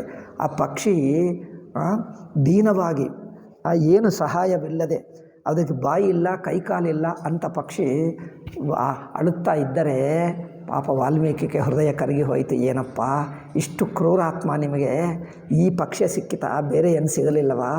ಇದು ಹೀಗೆ ಮಾಡುವುದಾ ಎಂದು ಅವರಿಗೆ ಪಾಪ ಕೋಪ ಬರುತ್ತದೆ, ಹೃದಯ ಕರಗಿ ಹೋಗುತ್ತದೆ. ಅವರ ಬಾಯಿದಿಂದ ಒಂದು ಶ್ಲೋಕ ಬರುತ್ತದೆ. ಇದೇನಪ್ಪ ನನ್ನ ಬಾಯಿದಿಂದ ಹೀಗೆ ಮಾತು ಬಂತು ಅಂದ್ಕೊಳ್ತಾನೆ. ಶಿಷ್ಯನಿಗೆ ಹೇಳ್ತಾನೆ, ಹೌದು ಹೇಳ್ತಾನೆ. ಮತ್ತೆ ಆಶ್ರಮಕ್ಕೆ ಹೋಗಿ ಅಲ್ಲಿ ಕೂತಿರ್ತಾನೆ. ಇದೇನಪ್ಪ ಇದು ಬಂದಿದೆ ಎಂದು ಅದೇ ಯೋಚನೆ ಮಾಡ್ತಾ ಇರುವಾಗ ಅಷ್ಟರಲ್ಲೇ ಬ್ರಹ್ಮದೇವ ಬರುತ್ತಾನೆ. ಅವ್ರು ಹೇಳ್ತಾನೆ, ನಿಮ್ಮ ಮನಸ್ಸಿನಲ್ಲಿ ಇದೇನಾಯಿತು ಏನಾಯಿತು, ಅಯ್ಯೋ ನಾನು ಏಕೆ ಅವನಿಗೆ ಶಾಪ ಕೊಟ್ಟೆ, ಎರಡೂ ಆಗ್ತಾಯಿದೆ. ಅಯ್ಯೋ ಪಾಪ ನಾನು ಅವನಿಗೆ ಶಾಪ ಕೊಟ್ಟೆ, ಕೋಪ ಬಂತು ನಿಜ, ಅದಾದರೂ ಶಾಪ ಕೊಟ್ಟೆ. ಬೇಜಾರಾಗುವುದು ಬೇರೆ, ಶಾಪ ಕೊಡುವುದು ಬೇರೆ. ಅಯ್ಯೋ ನನ್ನ ಬಾಯಿದಿಂದ ಶಾಪ ಬಂತೆ, ಇದು ಶ್ಲೋಕವಾಗಿ ಬಂತೆ. ಇದೇನು ಅಂದರೆ, ಇದೆಲ್ಲ ನನ್ನ ಅನುಗ್ರಹದಿಂದಲೇ ನಿನಗೆ ಬಂದಿದೆ. ನಿಮ್ಮಿಂದ ಒಂದು ಒಳ್ಳೆಯ ಕೆಲಸ ಆಗಬೇಕು, ನಿನ್ನಿಂದ ಒಂದು ರಾಮಾಯಣ ಎಂದು ಕೆಲಸ ಆಗಬೇಕು. ಅದಕ್ಕೋಸ್ಕರ ನನ್ನ ಪ್ರೇರಣದಿಂದಲೇ ನಿಮಗೆ ಒಂದು ಕವಿತ್ವ ಬುದ್ಧಿ, ಶ್ಲೋಕಗಳು ಬರೆಯುವಂಥ ಬುದ್ಧಿ ಹುಟ್ಟಿತು. ಹೃದಯವೂ ಕರಗಿ ಹೋಯಿತು, ಕರುಣಾರಸ ಬಂತು. ಹೃದಯವೂ ಕರಗಿ ಹೋಗಿ ಕರುಣಾರಸ ಬಂತು. ಕರುಣಾರಸವೇ ಆಧ್ಯಾತ್ಮಿಕ ಸಾಧನಕ್ಕೆ ಒಳ್ಳೆಯದು. ಕರುಣಾರಸದಿಂದ ಮನಸ್ಸು ಕರಗಿ ಹೋಗಿ, ಅಭಿಮಾನ ಹೋಗಿ, ರಾಗದ್ವೇಷಗಳು ಹೋಗಿ ಮನಸ್ಸು ಶುದ್ಧವಾಗ್ತದೆ. ಮಿಕ್ಕ ಯಾವ ರಸದಿಂದಲೂ ಮನಸ್ಸು ಶುದ್ಧವಾಗಲ್ಲ, ಕರುಣಾರಸ ಶುದ್ಧ ಮಾಡ್ತದೆ. ಅದಕ್ಕೋಸ್ಕರ ಆ ಕರುಣಾರಸ ನಿಮ್ಮ ಹೃದಯದಲ್ಲಿ ಹುಟ್ಟಿತು, ಶ್ಲೋಕ ಬಂತು. ಅದರಿಂದ ನಿಮಗೆ ಇನ್ನು ಮೇಲೆ ರಾಮಾಯಣ ಕಥಾ ಎಲ್ಲ ನೀವು ನಾರದ ಹೇಳಿದ. ಈಗ ಮಿಕ್ಕ ಕಥೆಯೆಲ್ಲ ನಿಮಗೆ ದಿವ್ಯ ದೃಷ್ಟಿ ಇದೆ, ನಾನು ಕೊಟ್ಟೆ, ನೀವು ನೆನಪಿಸ್ಕೋ. ರಾಮಾಯಣ ಕಥೆಯೆಲ್ಲ ನಿಮ್ಮ ಮನಸ್ಸಿಗೆ ಹೊಳೆಯುತ್ತದೆ, ಅದೆಲ್ಲ ನೀವು ಬರೆಯಬಹುದು. ನನ್ನ ಅನುಗ್ರಹದಿಂದ ಅದು ಆಗುತ್ತದೆ, ಲೋಕದಲ್ಲಿ ಪ್ರಸಿದ್ಧಿ ಆಗುತ್ತದೆ. ಪ್ರಸಿದ್ಧಿ ಏಕೆ? ಲೋಕಾನುಗ್ರಹ. ನೀವು ಬರೆದಿದ್ದು ನಿಮಗೋಸ್ಕರನೇ ಅಲ್ಲ, ಅದರಿಂದ ಜನರು ಓದಿ ಓದಿ ತಮ್ಮ ಜನ್ಮ ಧನ್ಯ ಮಾಡಿಕೊಳ್ತಾರೆ. ಅಂಥದ್ದು ಭಗವಂತನ ಅನುಗ್ರಹ. ಭಗವಂತನ ಅವತರಣ ಹೇಗೋ, ಭಗವಂತ ರಾಮಚಂದ್ರನಾಗಿ ಅವತಾರ ಮಾಡಿದ್ದರೆ ರಾಮಾಯಣ ರೂಪವಾಗಿ ವೇದವು ಅವತಾರವಾಯಿತು. ನೀವು ಕೇಳಿದ್ದೀರಾ ಈ ಶ್ಲೋಕ? ವೇದ ವೇದ್ಯೆ ಪರೇ ಪುಂಸಿ ಜಾತೆ ದಶರಥಾತ್ಮಜೆ ವೇದ ಪ್ರಾಚೇತಸಾದಾಸೀತ್ ಸಾಕ್ಷಾತ್ ರಾಮಾಯಣಾತ್ಮನ ಎಂದು ಹೇಳ್ತಾರೆ. ವೇದವೇದ್ಯನಾದ ಪರಮಾತ್ಮ ರಾಮಚಂದ್ರನಾಗಿ ಅವತರಿಸಿದ್ದರೆ ವೇದವು ಎಲ್ಲಿ ಹೋಯಿತು? ಪರಮಾತ್ಮ ತತ್ವವನ್ನು ಹೇಳುತ್ತದೆ ವೇದ. మరి ಆ ವೇದ ಹೇಳುವಂಥ ಪರಮಾತ್ಮ ರಾಮಚಂದ್ರನಾಗಿ ಅವತರಿಸಿದ್ದರೆ ವೇದ ಏನಾಯಿತು ಅಂದರೆ, ವೇದವು ರಾಮಾಯಣವಾಗಿ ಅವತರಿಸಿತು ಎಂದು ಹೇಳ್ತದೆ ಈ ಶ್ಲೋಕ. ವೇದ ವೇದ ಪ್ರಾಚೇತಸ್ ಅಂದರೆ ವಾಲ್ಮೀಕಿ ಬಾಯಿದಿಂದ ವೇದ ಪ್ರಾಚೇತಸಾದಾಸೀತ್ ಸಾಕ್ಷಾತ್ ರಾಮಾಯಣಾತ್ಮನ. ಆದ್ದರಿಂದ ವಾಲ್ಮೀಕಿ ಮುಖದಿಂದ ಅದು ಪೂರ್ತಿ ರಾಮಾಯಣವಾಗಿ ಅವತರಿಸಿತು. ಏಕೆ? ವೇದದ ಪುನರವತಾರವೇ ವಾಲ್ಮೀಕಿ ರಾಮಾಯಣ. ಏಕೆ? ವೇದಪುರುಷ ಯಾರು? ಬ್ರಹ್ಮದೇವನೇ. ಆ ಸಾಕ್ಷಾತ್ ಬ್ರಹ್ಮದೇವನೇ ವೇದಪುರುಷ ಬಂದು ಹೇಳಿದ, ಇದಿಗೋ ನನ್ನ ಅನುಗ್ರಹದಿಂದಲೇ ಆ ಶ್ಲೋಕ ಬಂತು, ಈಗ ಮಿಕ್ಕ ರಾಮಾಯಣ ಬರೆಯು. ಆ ವೇದಪುರುಷನೇ ಹಿರಣ್ಯಗರ್ಭ, ಆ ಬ್ರಹ್ಮದೇವ ಬಂದು ಇವನಿಗೆ ಹೇಳಿದ, ಈಗ ನಾನೇ ಆ ವೇದ ರೂಪವೇ ನಾನು, ನಿಮ್ಮ ಬಾಯಿದಿಂದ ರಾಮಾಯಣವಾಗಿ ಬರ್ತೀನಿ ಎಂದು ಹೇಳಿಬಿಟ್ಟು ಹೋದ. ಅದರಿಂದ ಅದು, ಏಕೆಂದರೆ ರಾಮಾಯಣವನ್ನು ಆ ಭಾವದಿಂದಲೇ ನಾವು ನೋಡ್ತೀವಿ, ಯಾವುದೇ ಒಂದು ಕಾವ್ಯ ಎಂದು ನೋಡಲ್ಲ. ಅದರಿಂದ ರಾಮಾಯಣವನ್ನೆಲ್ಲ ಬರೆದ ನಂತರ ಏನು ಮಾಡಬೇಕು ನೋಡಿ, ಮೊದಲು ಕಥೆ ಗೊತ್ತಾಗಬೇಕು, ಅದಕ್ಕಿನ್ನೂ ಡೀಟೇಲೆಲ್ಲ ಗೊತ್ತಾಗಬೇಕು. ಡೀಟೇಲ್ ಬಂದಿದೆ. ಶ್ಲೋಕ ರೂಪ ಬೇಕು, ಅದು ಬಂದಿದೆ ಬ್ರಹ್ಮದೇವನ ಅನುಗ್ರಹದಿಂದ. ಬರೆದಿಟ್ಟ ನಂತರ ಜನರಿಗೆ ಹೇಗೆ ಗೊತ್ತಾಗಬೇಕು? ಪ್ರಚಾರ ಬೇಕಲ್ಲವೇ? ಒಂದು ಚಾನಲ್ ಬೇಕಲ್ಲವೇ ನಮಗೆ? ಒಂದು ಟಿ ವಿ ಚಾನಲೋ ಅಥವಾ ಏನೋ ಯೂಟ್ಯೂಬ್ ಚಾನಲೋ ಬೇಕು. ಅದು ಯಾರು ಏನು ಮಾಡಬೇಕು ಎಂದು ಯೋಚನೆ ಮಾಡ್ತಾ ಇದ್ದರೆ, ಅಲ್ಲೇ ಓಡಾಡ್ತಾ ಇದ್ದ ಮಕ್ಕಳು ಕಂಡು ಬಂದರು ಲವಕುಶರು. ಇವರು ಸರಿಯಾದ ಜನರು, ಹುಡುಗರಿಗೆ ಉತ್ಸಾಹವಿದೆ, ಏಯ್ ಬಾಪ್ಪ ನೀನು ಹೇಳಿದರು. ಆಯಿತು ಗುರುಗಳೇ ಅಂದೇಳಿ ಕೂತ್ಕೊಂಡು ನಾನು ರಾಮಾಯಣ ಹೇಳ್ತೀನಿ ಅಂತ ಹೇಳಿದ ತಕ್ಷಣವೇ ಅವರು ಮಹಾಬುದ್ಧಿವಂತರು. ಹೇಳಿದ ಶ್ಲೋಕನೇ ತಕ್ಷಣ ಕಲ್ತ್ಕೊಂಡು ಬಿಟ್ಟರು. ಎಷ್ಟು ತಿಂಗಳಲ್ಲಿ ಕಲ್ತ್ಕೊಂಡ್ರೋ ಗೊತ್ತಿಲ್ಲ, ಮೇ ಬಿ 6 ತಿಂಗಳು 1 ವರ್ಷದಲ್ಲೂ ಪೂರ್ತಿ ರಾಮಾಯಣವನ್ನೇ ಕಂಠಸ್ಥ ಮಾಡಿಬಿಟ್ಟು ಸುಂದರವಾಗಿ ಅವರು ಹಾಡುತ್ತಾ ಇದ್ದಾರೆ. ಆ ಕಾಲದಲ್ಲಿ ಸಂಸ್ಕೃತ ಬರುತ್ತಿತ್ತು, ಶ್ಲೋಕ ಹೇಳಿಬಿಟ್ರೆ ಅರ್ಥವಾಗ್ತದೆ. ಯಾರಿಗೂ ಸಂಸ್ಕೃತ ಗೊತ್ತಿರುತ್ತದೋ, ವೇದ ಪಂಡಿತರು ಸಚ್ಚಿದಾನಂದ ಸ್ವಾಮೀಜಿ ಹತ್ತಿರ ಸೇವೆ ಮಾಡುತ್ತಿದ್ದರು. ಮತ್ತೂರಿನಿಂದ ಸುಬ್ಬರಾಯ ಅವಧಾನಿ ಅವರೇ ನಂತರ ಅದ್ವೈತಾನಂದ ಎಂದು ಸನ್ಯಾಸ ತಗೊಂಡರು. ಸ್ವಾಮೀಜಿ ಶರೀರ ಬಿಟ್ಟ ನಂತರನೇ ಅವರು ತಗೊಂಡರು. ಆದರೆ ಸ್ವಾಮೀಜಿಗೆ ತುಂಬ ಸೇವೆ ಮಾಡುತ್ತಿದ್ದರು. ಸ್ವಾಮೀಜಿ ಅಂದರೆ ಮಹಾಭಕ್ತಿ. ಸ್ವಾಮೀಜಿಯಿಂದ ಸ್ವಲ್ಪ ವೇದಾಂತ ಕೇಳಿದ್ದಾರೆ. ಅವರು ವೇದ ಹೇಳುತ್ತಿದ್ದಾರಂತೆ, ಸ್ವಾಮೀಜಿ ಹೇಳಿಸ್ತಿದ್ದಾರೆ ವೇದ ಹೇಳುವೆ. ಇವರು ವೇದ ಹೇಳು ಅಂದರೆ ಇವರು ಹೇಳುತ್ತಿದ್ದಾರೆ. ಎಲ್ಲ ಹೇಳಿದ ನಂತರ ಆ ವೇದಕ್ಕೆ ಇದರ ಅರ್ಥ ಇದು ಎಂದು ಸ್ವಾಮೀಜಿ ಹೇಳುತ್ತಾರೆ. ಇವರು ಆಶ್ಚರ್ಯಪಟ್ಕೊಂಡ್ರು. ನಮಗೆ ವೇದ ಹೇಳುವಕ್ಕೆ ಬರ್ತದೆ ಹೊರತು ಸ್ವಾಮೀಜಿಗೆ ಅರ್ಥವೇ ಬರ್ತದೆ. ನಾವು ವೇದ ಹೇಳಿದರೆ ಅವ್ರಿಗೆ ಅರ್ಥವೇ ಆಗ್ತಾ ಇದೆ. ಕನ್ನಡದಲ್ಲಿ ಹೇಳಿದ್ದ ಹಾಗೆ ಅವರು ಅರ್ಥ ಮಾಡ್ಕೊಳ್ತಾ ಇದ್ದಾರೆ. ನೀವು ವೇದ ಯಾವುದೇ ಮಂತ್ರ ಹೇಳುವವರು ಹೇಳಿಬಿಡ್ತಾ ಇದ್ದಾರೆ. ಅವ್ರಿಗೆ ಸಂಸ್ಕೃತ ಮಹಾವಿದ್ವಾಂತರು, ವೇದಾಂತ ಗೊತ್ತು, ಎಲ್ಲ ಗೊತ್ತು. ಅದರಿಂದ ನೀವು ವೇದ ಹೇಳ್ತಾ ಇದ್ದರೆ ಅವ್ರಿಗೆ ಅರ್ಥವೇ ಆಗ್ತಾ ಇದೆ, ಕನ್ನಡದಲ್ಲಿ ಹೇಳಿದ ಹಾಗೆ, ಹಾಡು ಹಾಡಿದ ಹಾಗೆ ವಾಲ್ಮೀಕಿ ರಾಮಾಯಣ ಓದ್ತಾ ಇದ್ದರೆ ಜನರಿಗೆ ಅರ್ಥವೇ ಆಗ್ತಾ ಇದೆ. ಆ ಕಾಲದಲ್ಲಿ ಸಂಸ್ಕೃತ ಗೊತ್ತಿರುತ್ತಿತ್ತು. ಇನ್ಫ್ಯಾಕ್ಟ್ ಭಾಷೆ ಸುಂದರವಾಗಿ ಮಧುರವಾಗಿರುತ್ತದೆ ವಾಲ್ಮೀಕಿ ರಾಮಾಯಣ.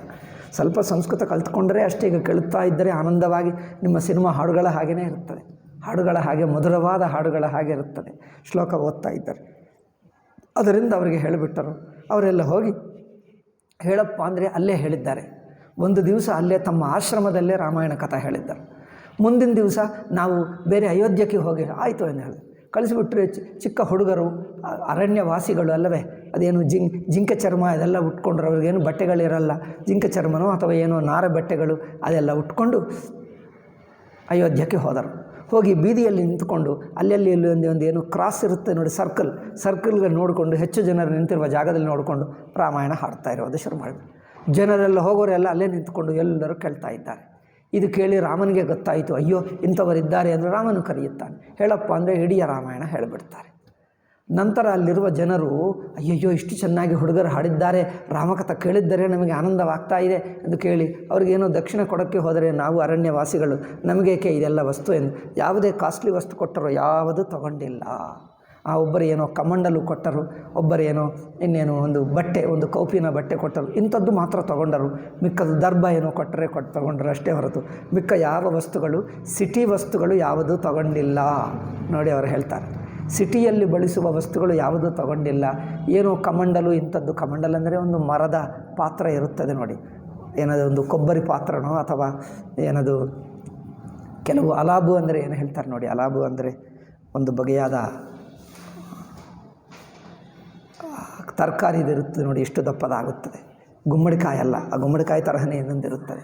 ಅದು ಒಣಗಿ ಹೋದರೆ ನೀರು ಹಾಕ್ಕೊಳ್ತಾರೆ ಅದರಲ್ಲಿ. ಅಂಥದ್ದು ಆ ಅಲಾಬು, ಸಂಸ್ಕೃತದಲ್ಲಿ ಅಲಾಬು ಹೇಳ್ತಾರೆ. ಅಂಥದ್ದು ಏನೋ ಕೊಟ್ಟರು, ಅದು ತೊಗೊಂಡ್ರೆ ಅಷ್ಟೇ. ಯಾಕಂದ್ರೆ ನೀರು ಹಾಕ್ಕೊಳ್ಳೋದು ಕುಡಿಯೋಕ್ಕಾಗ್ತದೆ ಅಷ್ಟೇ, ನಿಮಗೆ ಬೇರೆ ಏನು ಕೆಲಸ ಬೇಕು ಅಷ್ಟೇ. ಕೆಲವರು ಯಾರೋ ಚಪ್ಪಲಿ ಕೊಟ್ಟರು, ಏನಂದರೆ ಪಾದುಕೆಗಳು, ಅದು ನಡೆಯುವಾಗ ಬೇಕಾಗ್ತದೆ ಅಷ್ಟೇ. 2-3 ತೊಗೊಂಡರು, ಬಂದುಬಿಟ್ರು ಅವರು ವಾಪಸ್ ವಾಲ್ಮೀಕಿಗೆ ಬಂದುಬಿಟ್ಟರು. ಆ ರಾಮಾಯಣವನ್ನು ನಾನು ಇದೇನು ರಾಮಾಯಣ ಉಪೋದ್ಘಾತ ಕಾಂಡ ಮುಗಿಯಿತು. ಈಗ ನಂತರ ಅಯೋಧ್ಯದಲ್ಲಿ ರಾಮನ ಜನ್ಮ, ಅದು ಸ್ವಲ್ಪನೇ ಹೆಚ್ಚಿಗೆ ತಗೊಳ್ಳಲ್ಲ ನಾನು, ನಾಳೆ ಹೇಳ್ತೀನಿ. ರಾಮ ಜನ್ಮ ಹೇಳಿಬಿಟ್ಟು ವಿಶ್ವಾಮಿತ್ರನದು ಸ್ವಲ್ಪ ಕೊನೆಯದೇನು ಮತ್ತು ನೇರಾಗಿ ವಿವಾಹ, ಅದರಲ್ಲಿ ಏನಾದರೂ ಮುಖ್ಯ ವಿಷಯಗಳಿದ್ದರೆ ಮುಖ್ಯ ವಿಷಯಗಳು, ಕೆಲವು ಗುಣಗಳು, ರಾಮನ ವಿಶೇಷ ಗುಣಗಳು ಹೇಳಿಬಿಟ್ಟು ಮುಖ್ಯವಾಗಿ ನಾವು ಅಯೋಧ್ಯಕಾಂಡ ಹೇಳೋಣ. ಅದರಲ್ಲಿ ರಾಮನ ಅದಿದೆ, ಅದು ನಂತರ ಹೇಳೋಣ. ಓಂ ಶಾಂತಿ ಶಾಂತಿ ಶಾಂತಿ. ಹರಿ ಓಂ ಶ್ರೀ ಗುರುಭ್ಯೋ ನಮಃ. ಹರಿ ಓಂ ತತ್ಸತ್.